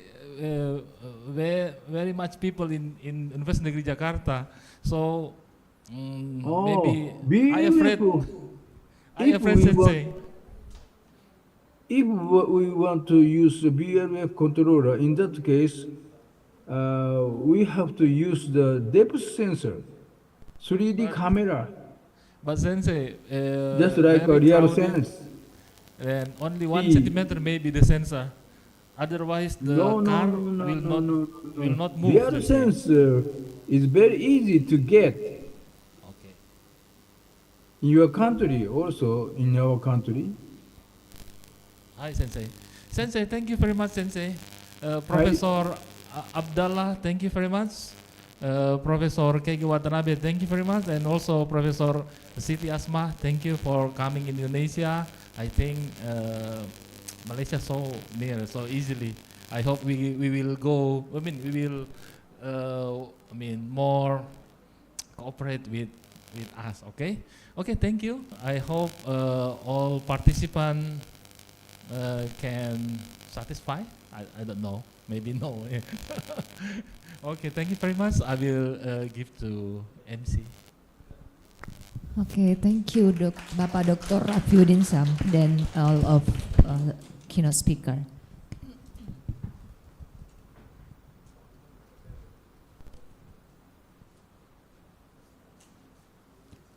And we now proceed the second session. The moderator for this session is Dr. Ririt Aprilin Sumarsono, ST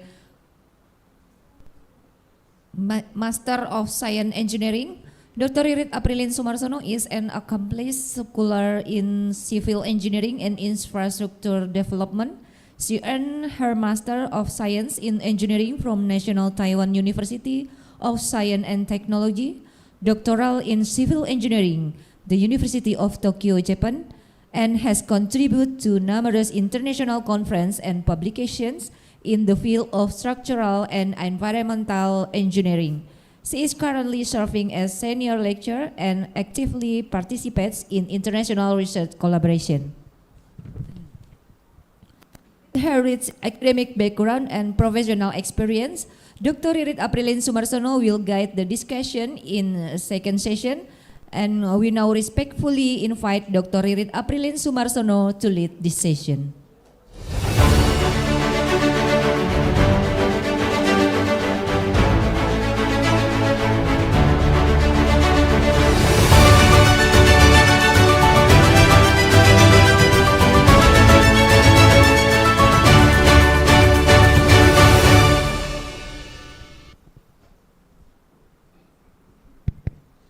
Okay, good morning everyone. I'm Ririt from UNJ.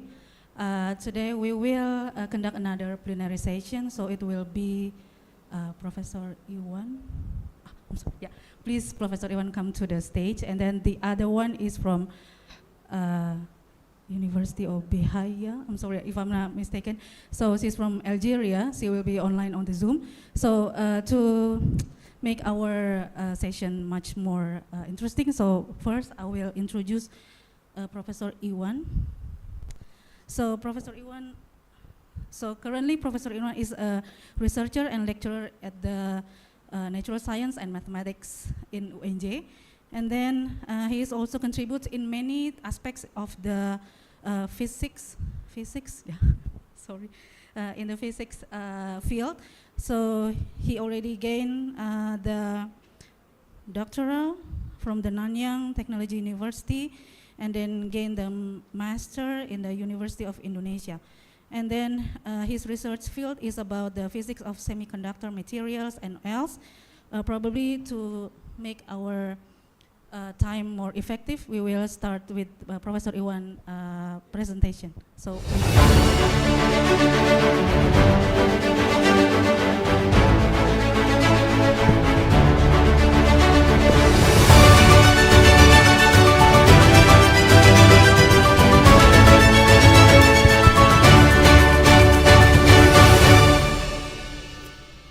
Okay, good morning everyone. I already introduced by the moderator. Today I would like to deliver using English. Yeah, I hope my English understandable.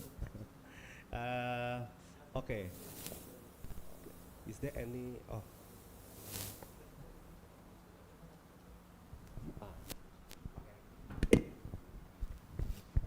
Yeah. Thank you very much. Today I will give my talk with the topic harnessing semiconductor innovation for clean water.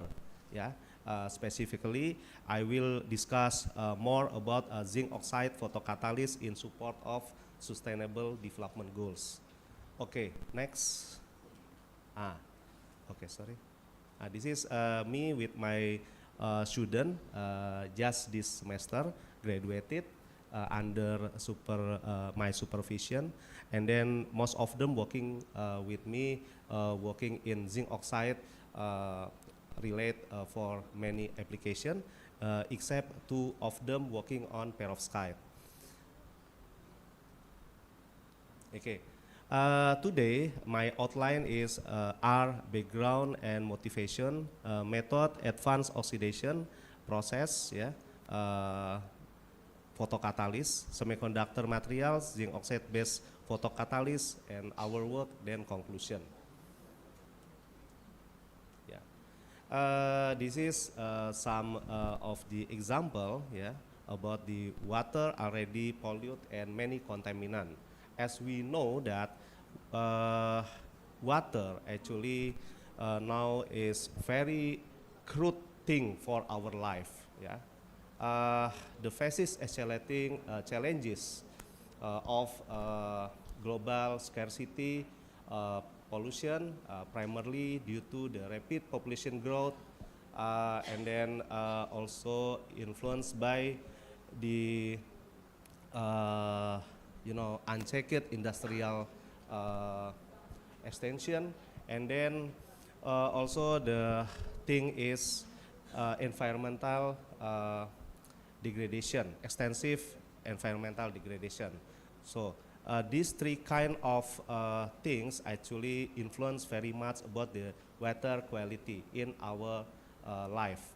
And then according to my literature study, we can see here that in Indonesia, especially I give some highlight in Citarum River, we see in Citarum River are also already polluted by many contaminants according to the textile industrial.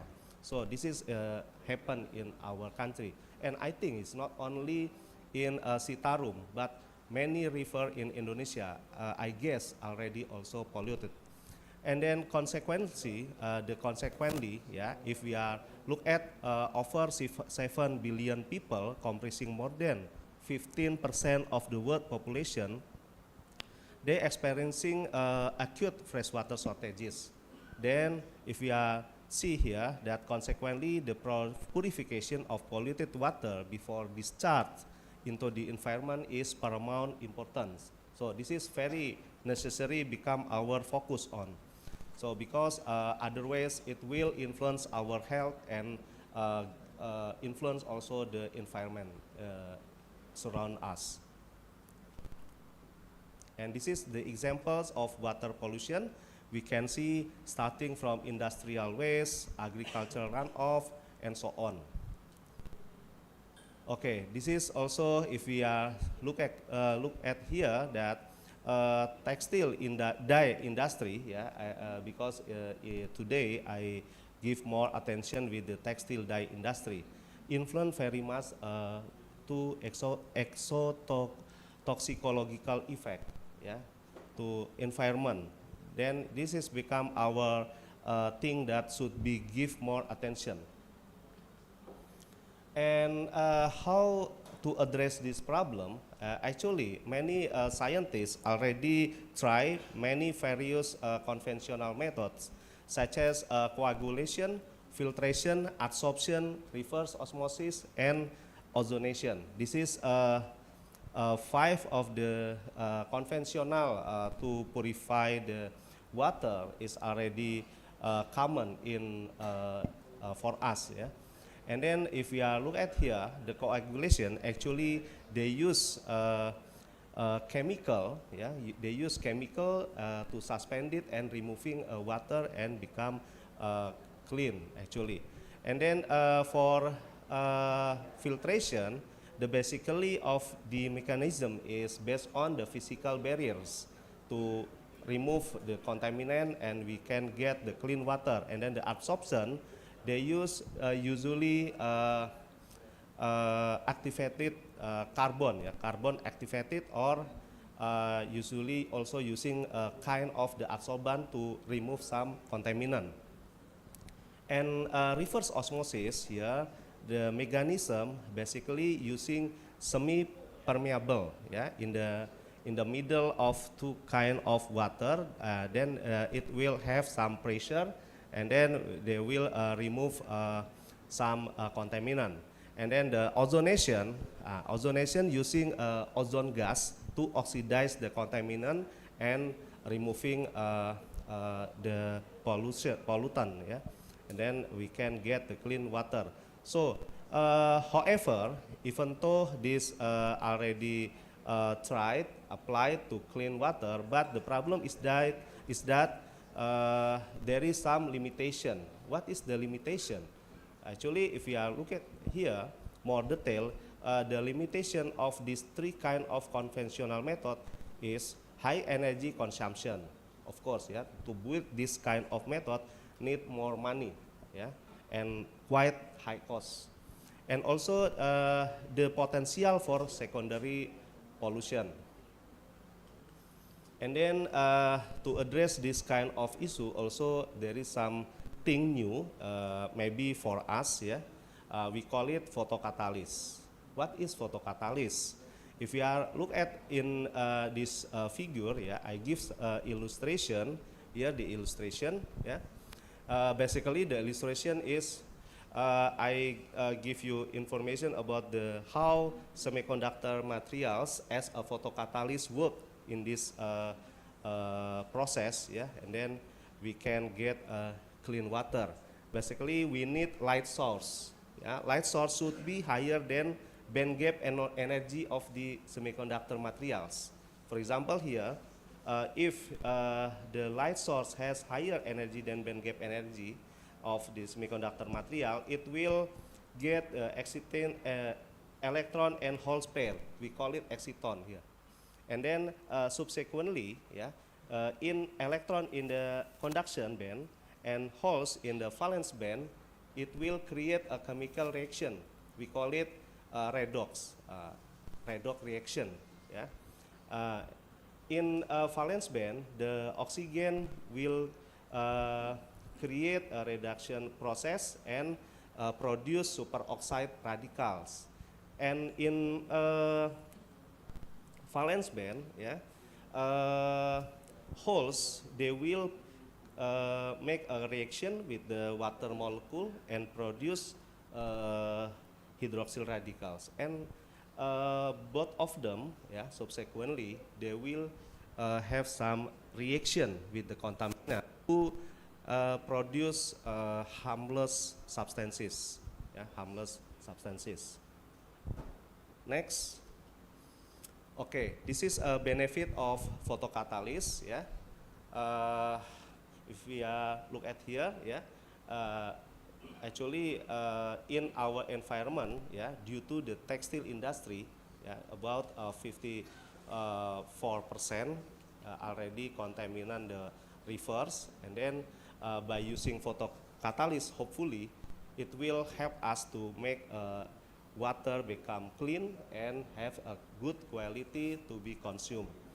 And we believe that, of course, I believe, yeah, new improved method to replace or complement. So it means the previous method cannot be only replaced, but perhaps we can complement, yeah, with photocatalyst. Then we can get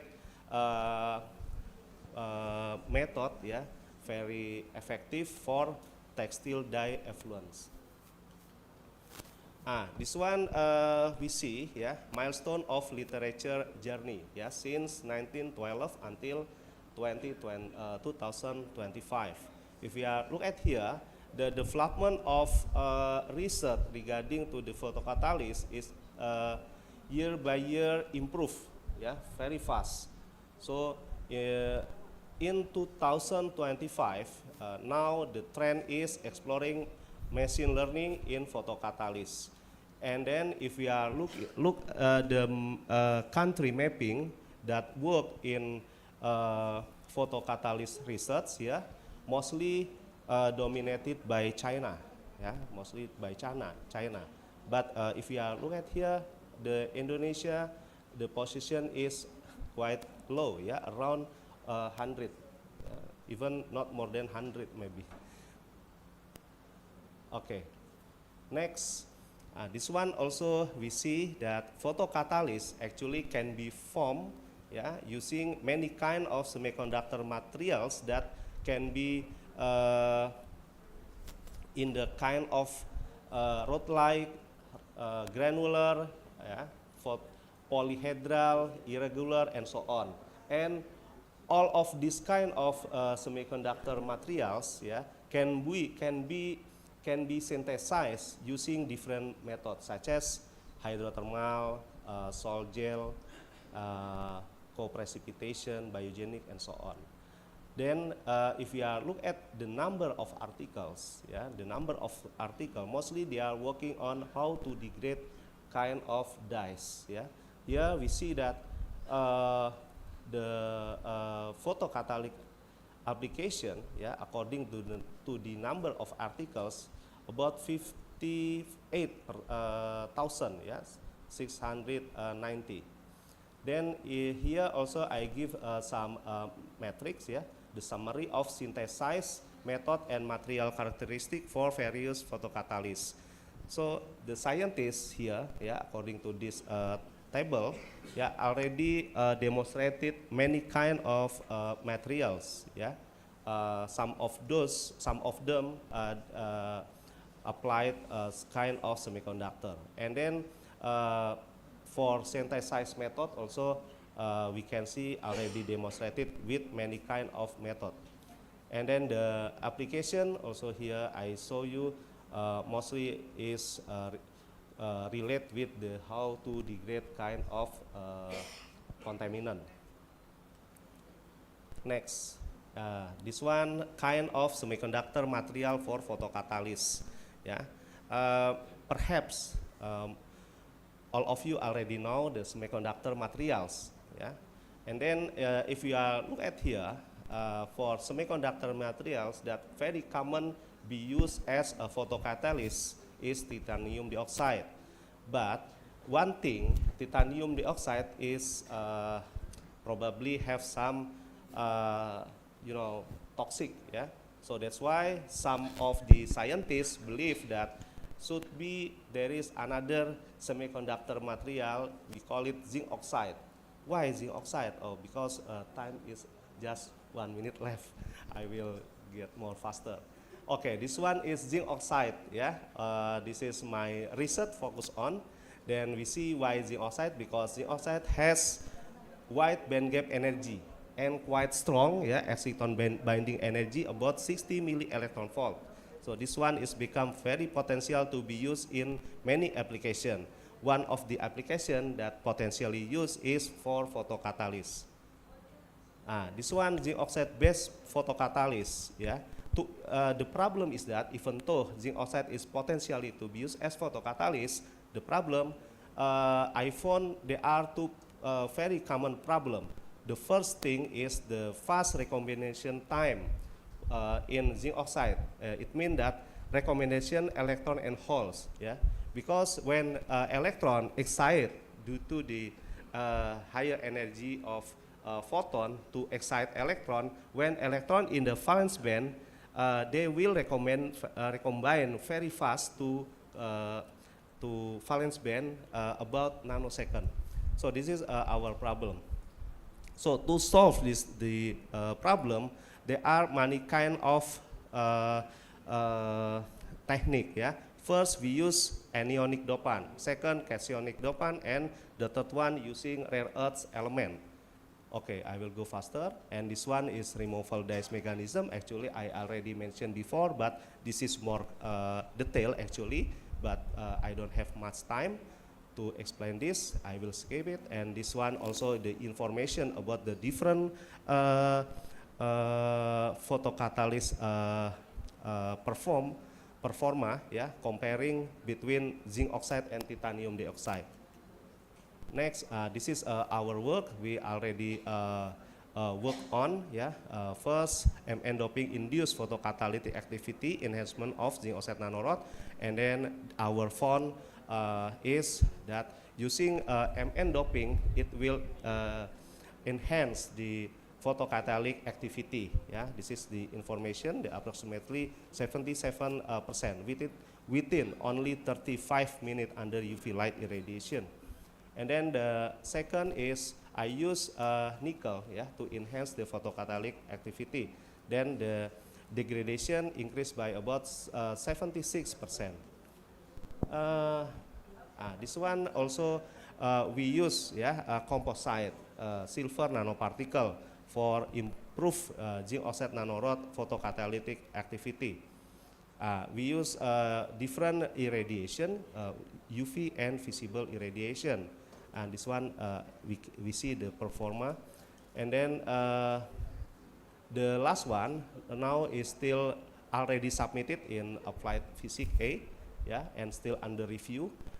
We work using also composite, yeah. The composite is CuO here. Okay, this is the conclusion, yeah. Actually, we believe, yeah, so far that zinc oxide is a promising photocatalyst and alignment with Sustainable Development Goals number 6, clean water and sanitation.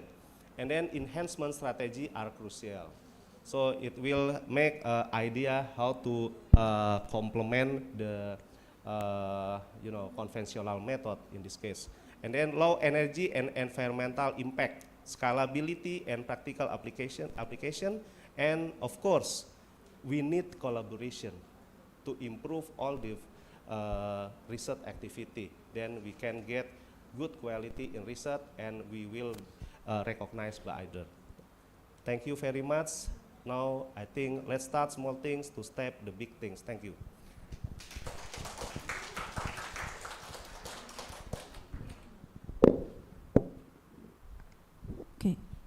Okay, thank you very much for Professor Iwan for your marvelous presentation. Probably later I will ask either one or two questions.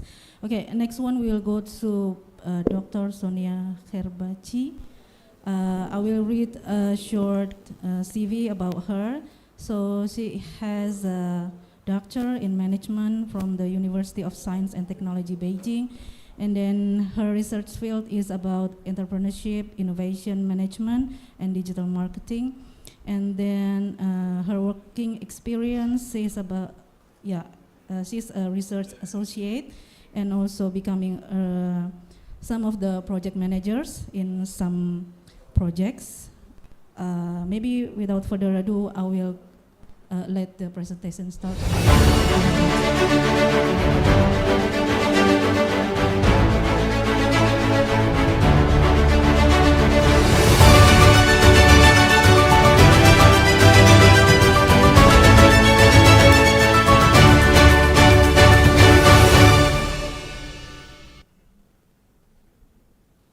Good morning, everyone.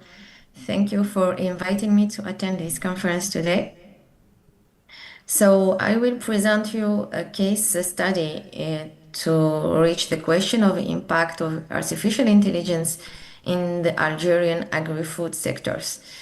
If you don't know, Algeria is in North Africa, and the agri-food sector is the second main major sector after the hydrocarbons. So the perceptions of managers and employees, we will explore how AA is just not a robot, but also it's a bread and milk for every businesses. So to set up the scene, our study focuses on the perceptions of these managers and employees in the agri-food sectors. And we want to know, how do they see AA, or how do they see artificial intelligence?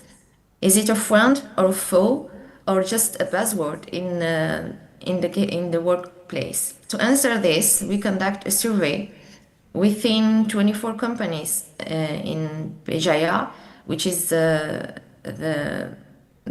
you can say the hub sections in Algeria, and Algiers and Blida. We collect more than, or you can say a total of 421 respondents. That's a pretty good samples to give us a clear picture for what's happening in the ground bound.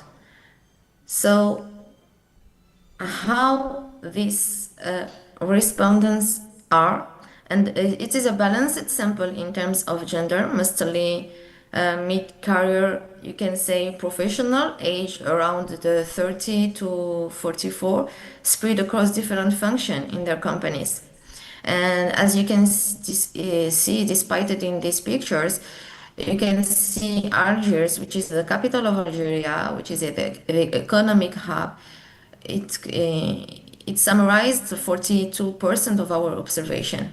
And the agricultural center, which is in Béjaïa, where I am located, it's concentrate 33% of our sample. And Blida, which is represented as a food processing zone, it's collected 25% of our sample.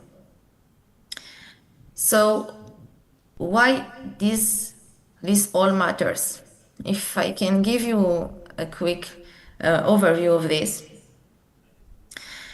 Béjaïa or Algeria is an agri-food sector at a crossroad. It faces moderation challenges, and AA could be, you can say, a key of boosting productivity and competitiveness. So let's talk about how we built the sample. We didn't just pick up companies randomly. We used positive sampling method to focus on key industry players, combined with stratification by companies and then by sector and the size and geography. So we have 4 variables to choose our sample: large firms, SMEs, statistically significant pictures with a margin of error minus, you can say, 4.8%, which that means you can say our insights are truthfully. So here, when we look after the managers and the employees profile, we meet like male managers are mostly experienced and very stable in their company, kind of like, you can say, olive trees of our economy. Employees, on the other hand, are younger, more mobile, and more, you can say, your fresh sprouts, full of energy and flexibility. So we have here a nice mix of wisdom, of experience, with the dynamics of youth, the perfect recipe of AI adoption. So here in this slide. You can say like generation play a huge role. We have in one side Generation Z and millennials, which are like kinds of a candy shop with AA, excited to try everything. And the Generation X wants to prove before jumping it. So this is a range of more training and patience. They become great champions. Genders also matters. You can say here, a woman most focuses on collaborative AA tools and ethical consideration, and they are more open and familiar to training. In contrast, we can see what we've got on managers saying, most of them are saying my staff aren't into AA anymore. But when we look after employees, they are more quietly saying, actually, boss, we are ready, just show us how to do. So the employees are more open to formalization of AA and its adoption. So what's holding AA back? Here, if you can see the level of AA information and AA integration in our sampling, the three main, you can say, complexity, lack of skills, and fear, are we can address it, are more represented by or introduced by everyone's, even for familiarity or for daily integration. They perceive it low because they didn't understand which AA or what's the difference between AA and other digital tools. So the perception here is kind of apparently, you can say AA is great at convincing people to buy more cheese or yogurt, but productions, logistic, and HR in the company, they have moderated effect or impact for now. And if we look at after their jobs, we can see more optimistic AA can replace or manual, you can say manual task or routine task, but mostly more complex tasks, more robotic tasks are not mainly based on AA. So when we look after the perception of AA barriers and adoption factor, the most common remark is about cost consideration. For the lack of familiarity, they see AA as more, you can say, expensive. So when we focus on the research question, what are the primary barriers preventing AI adoption in your sector? The most key findings are precisely saying that human capital, we have a lack of internal expertise inside the company. Most of them saying 25% of our skills gaps represented a critical adoption of AA constraint. And when we look after the technical complexity barriers, we identify most of 28 managers, reflecting that AA complexity as a primary implementation obstacle. So the technical barriers significantly impact the adoption rate. And when we look after the security and change resistance, we were more optimistic because just 26% of them express concern regarding data security and organizational resistance. So when we applied the theoretical framework of TAM application, or what we consider technology acceptance model, we rate that by the perception analysis. So the strategic orientation of the managers prioritize the scalability, which demonstrate higher emphasis on implementation feasibility, suggesting strategic planning, which influence the perceived usefulness of AA in their business. And when we look after the market evolution, specifically in Algeria or across countries where we import some solution of AA, we see the progressive adoption patterns which indicate organizational readiness of our country regarding the AA tools.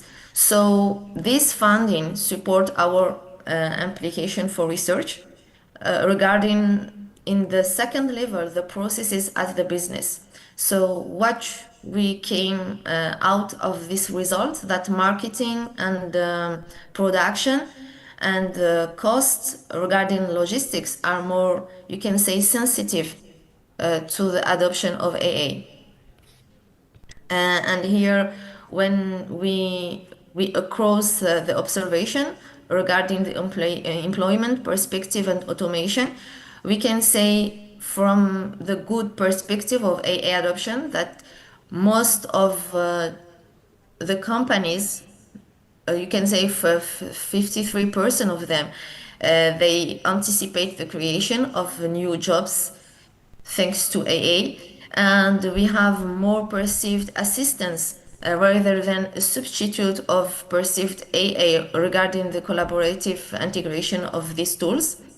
And about automation, then most of the managers are favorable for automating repetitive tasks. For example, I can say sending or responding to mails or observing some, you can say, balanced scorecard indicators. So even in the AA training, here the paradox is that the managers, when we look after the manager perception and the employee satisfaction, you can see that the training is kind of barriers for AA in these companies because they are in lack of preparation. More than 80% says that they didn't have any specific training or plain training for the collaborators, and they have more fear of obsolescence.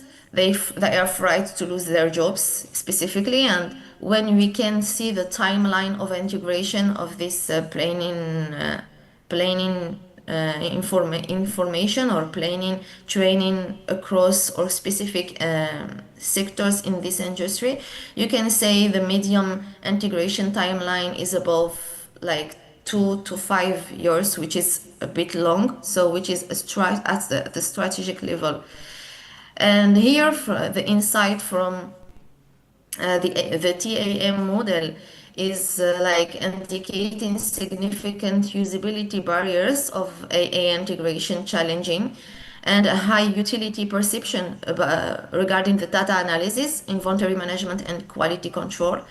And if we look after the management enthusiasm regarding the behavior and intentions gaps, we observed the significant exceed employee willingness, almost we can say 60%. And when we across this presentation with the collaborative AA paradigm, we can say the evidence support of human AA collaboration that rather than complete automation of processes, so which is the augmentation strategy showing the higher acceptance than substitution approach, and it demonstrates automatically the hybrid workflows of the businesses rather than optimal production or gain productions. So the recommendation that we are aiming to give this sector is, you can say, in 3 levels. The first level is about the phased implementation roadmap.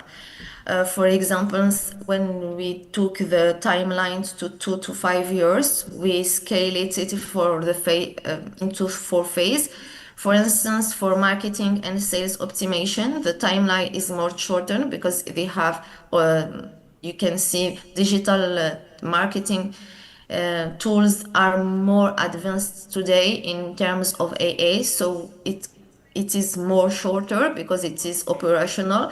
In the phase 2, we have the production monitoring and quality control, which took, you can say, overall the 1 year. In supply chain integration and logistics, the timeline is a bit longer because it's under the learning curves of collaborator, and you can say the most longer phase is about advanced analytics and predictive model, which is the baseline of statistical and historical data of the companies. In the second, you can say, component of our recommendation is about demographic targeted training approach. When we observe the data we have collected, the mid-career employee, most of them, they are practical application focused, so the training management here is much easier to implement. And because we have young professionals in the workplace, so the leadership development program should be under the business game. And when we look after the third component regarding the company size or appropriate strategies for large SMEs or small SMEs, like we consider that comprehensive internal development programs should be under the large enterprises because they have the budgets for, and collaborative training consortium for medium companies because it's offerable even around workshops. For small businesses or maybe small ventures or startups, external training partnership and gradual adoption is much efficient for them. For research limitation and future direction, it's true that we didn't consider in our study a cross-sectional observation because we didn't use evolutionary trajectory of adoption of AA, but we use it as a timeline. The lack of required extended observation period to address learning curves of adopting AA in terms of job place or at the level of processes business. We also have future research priorities to see how comparative success analysis between rural and urban implementation of companies, of AA in companies, and observing some statistical indicators as the return of investment across different implementation of AA. And here, you can say in the last perception paradox that we mentioned, we have optimism about productivity. So when we look after the perception of employees, they mustly recognize that the AA improve efficiency and productivity. Most of them saying that the improvement is around 60%, which is more than half. We also remark that there is a learning willingness that showing strong motivation to acquire new skills rather than to remain poorly motivated, to don't follow any or being afraid that they will be replaced by AA.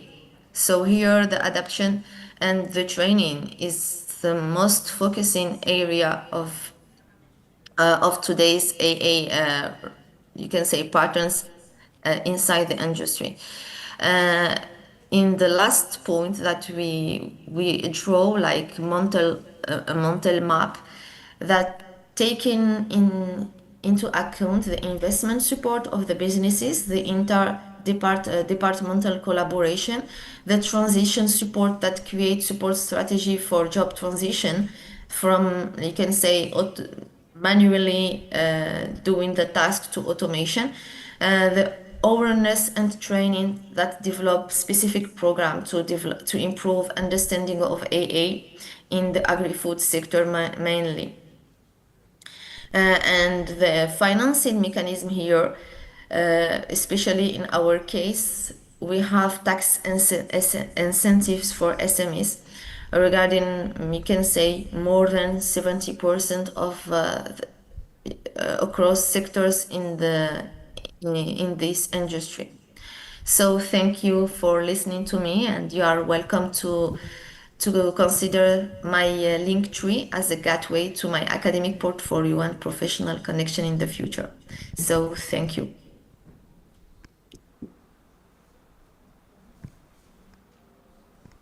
Thank you very much, Professor Herbachi, for your wonderful presentation. Maybe next we will go to the question and answer session, but due to time limitation, maybe the question will be from me. The first for Professor Iwan.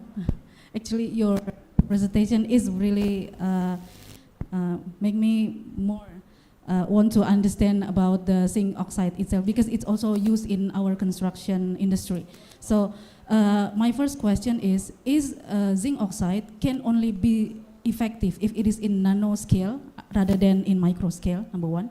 And then the second one, what is the big difference of doping with manganese and then nickel, and also you also introduced cuprum oxide, right? So what is the main difference? Because in terms of the crystallite size, it is just the same. So how effective on how we use the doping, either manganese, nickel, and also cuprum oxide? Yeah. Okay, thank you. First, your question is about the different zinc oxide in the nanoscale and macro scale. Actually, of course, yeah. Azan, diam berhenti dulu atau still continue or waiting until Azan finish? Okay, wait ya. Okay.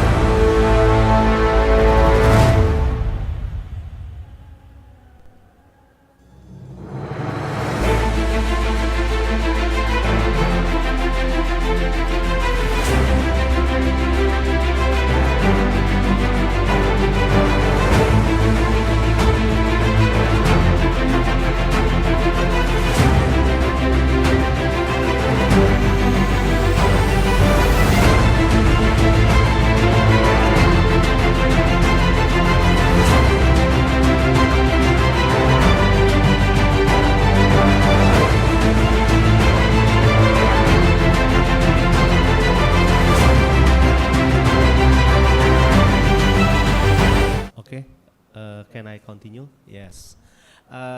First, I will continue about the difference between zinc oxide in nanoscale and macro scale. Actually, of course, there is some difference, yeah, because in nanoscale, the quantum confinement effect, it will play important role, yeah, in that case.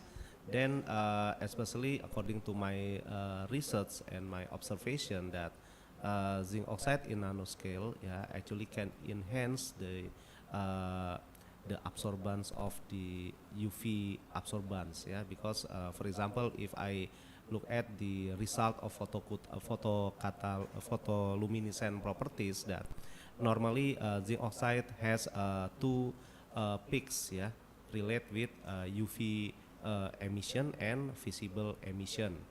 UV emission, it depend on the band gap energy of the semiconductor material. In this case, is zinc oxide. And then for visible emission, due to the native defect that exists, yeah, naturally, yeah, during the process. So the defect lying in between conduction and valence band. So as a result, if we are look at the optical properties, there is some emission in the visible light. Okay, that one is for nanoscale. And then for macro scale, perhaps zinc oxide in the bulk, yeah, it some durability and has a strong mechanical properties, yeah, perhaps. But sorry, I cannot detail more about the zinc oxide in the bulk, because I mostly focus on zinc oxide properties in nanoscale. And then the different using kind of dopant, yeah, such as manganese and nickel. What is the difference? And also the different using composite, yeah, cuprite oxide, yeah, okay, CuO, yeah. For manganese and nickel, actually there is some similarity, yeah, because manganese and nickel, yeah, they have similar diameter with zinc ions, yeah.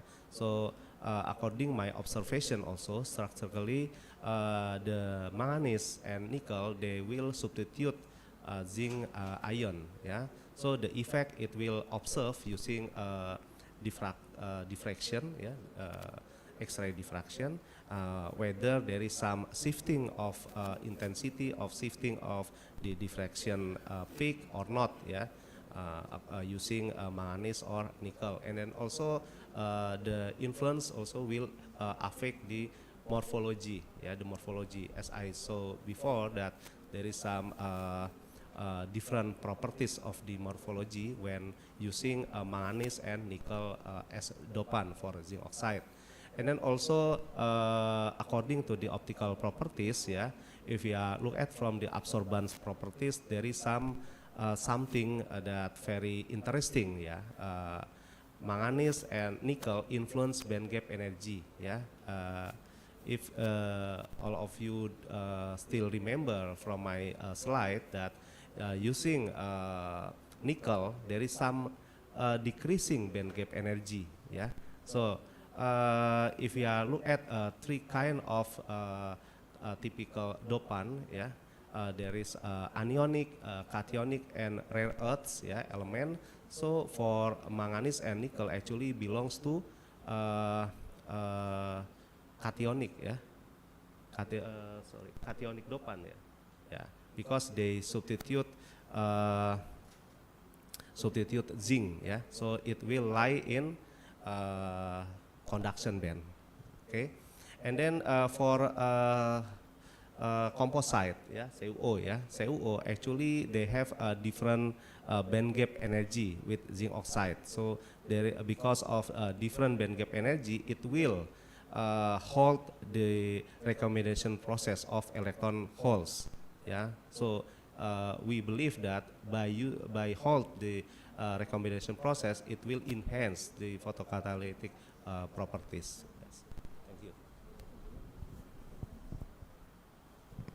Thank you very much, Professor Iwan, for your detailed explanation. I think I can got the idea why MN and also NI is compatible with zinc, right? Okay. Maybe for the next, for Professor Herbachi, actually I'm not in this field, but I have a question because it comes to my mind that regarding your recommendation, you have 4 recommendations, right? Like awareness training, transition support, investment support, and also interdepartmental collaboration. So my question is, how effective these 4 recommendations, if we categorize due to the age and also the scale of the industry. So will it be the same effectiveness regarding this either in the age or maybe in the industry scale? So which one will be the most effective, and then which one is the most lost if we apply those 4 recommendations? Thank you for your questions. I understand your point, and I can say there is a roadmap to follow. First of all, when we go under any industry, the first step to do is the diagnostic. So we have to perform a diagnostic at the first level of the industry. If, for example, the company in their strategy, they are following automation strategy and they're investing in some AA tools. So the first recommendation is to process under the learning of employees, because they have to understand why the company is using these new tools, why they need to automate some engineered process. And the second level of you can say a recommendation is to focus on financial investment or return over investment. It's true that you can buy whenever or whatever tools you want today in terms of AA. For instance, I used to work on automation in many field of industry, especially in smartphones, if you can say that. And the first step to do is, after the diagnostic, is to go to show which kind of age you want to implement these tools regarding your employee, because the age impacts negatively the adoption of AA. If your employee are much younger, so they will be more familiar with using this tool, or if they are most seniors, so you need to invest in their learning, and you need to invest in in their changing, because they will go from the manual you can work to the automation work, so which is sometimes it's very hardest to understand for the seniors age of workers. I don't know if I answer properly your question. Yeah. Thank you for your explanation. I think I can get the idea. Thank you very much. I think we have come to the end of this plenary session, so maybe we can finish this session. Yeah. Okay. Yeah. So thank you very much for Professor Iwan and also Professor Herbachi for your wonderful presentations. We have so many insights from both presentations today. So we also hope that in the future we can welcome you both again in another conference. Thank you very much. Thank you very much.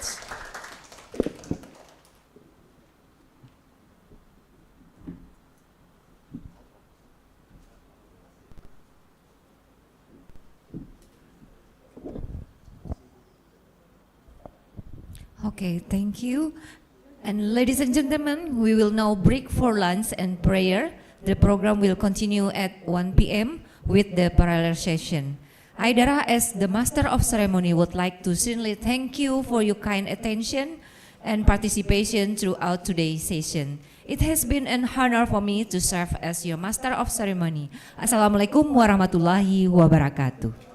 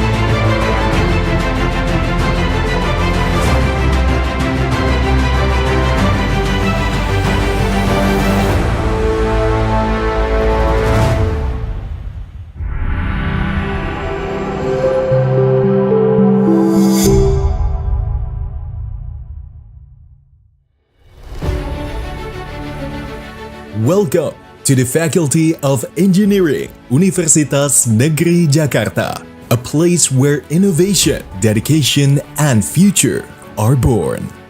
Assalamualaikum warahmatullahi wabarakatuh.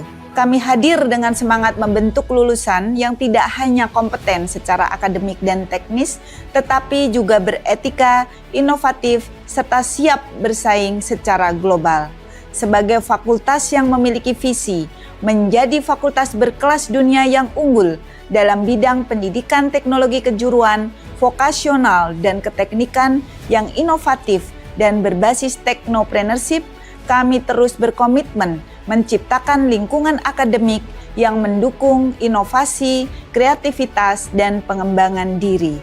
Berlandaskan pada visi tersebut, misi kami adalah yang pertama, mewujudkan pendidikan teknologi kejuruan, vokasional, dan keteknikan yang bermutu untuk mencetak lulusan yang profesional, kompeten, beretika, dan mampu meningkatkan kualitas hidup masyarakat yang berkelanjutan.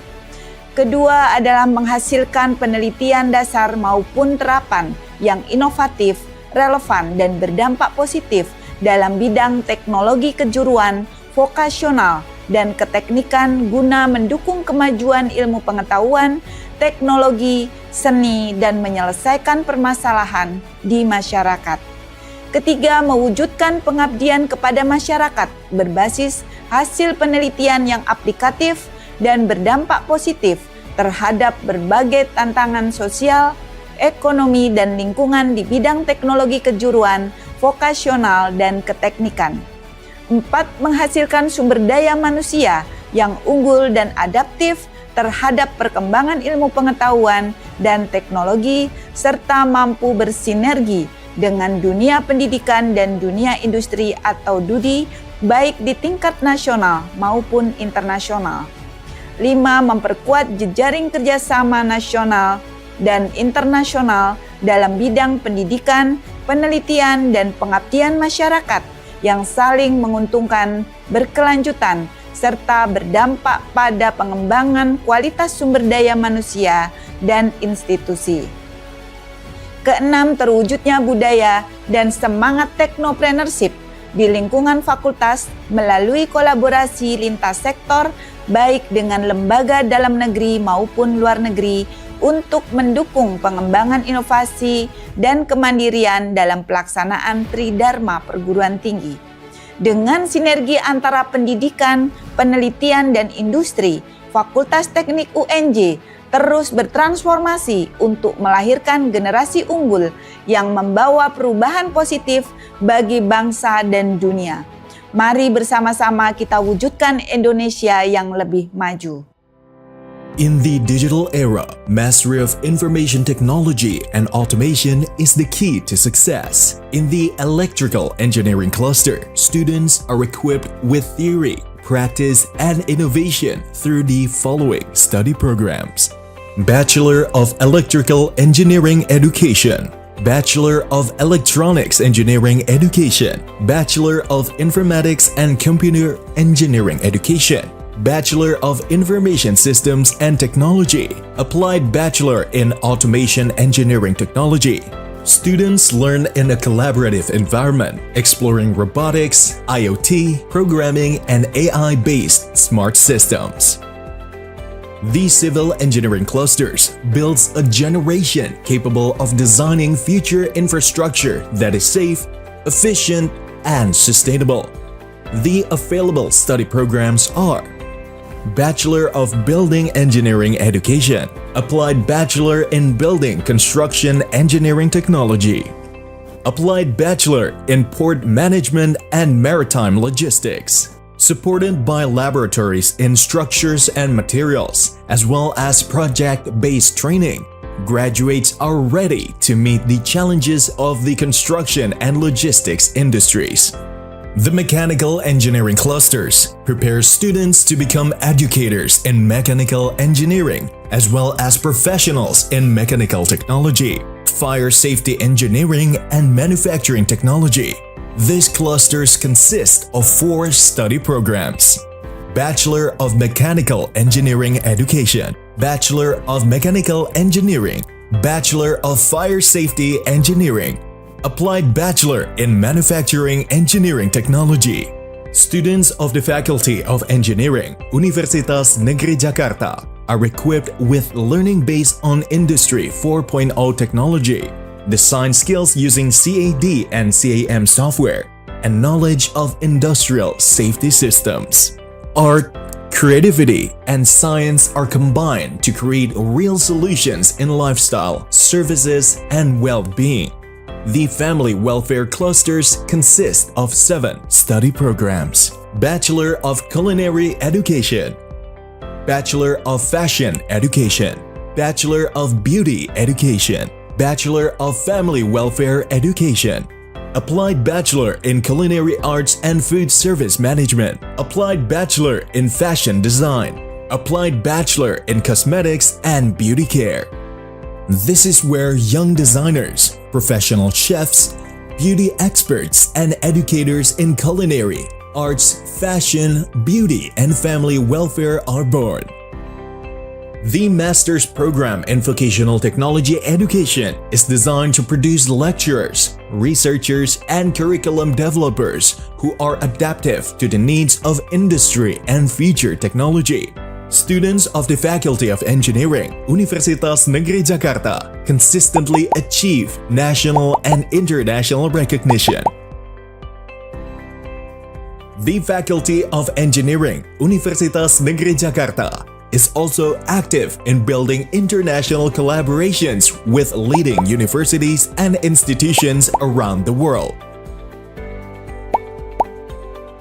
We offer students exchange programs, joint research, and overseas internships, providing students and lecturers with excellent opportunities to expand global networks and enhance competencies.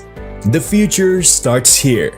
Join us and grow together at the Faculty of Engineering, Universitas Negeri Jakarta. We don't just educate, we shape the future.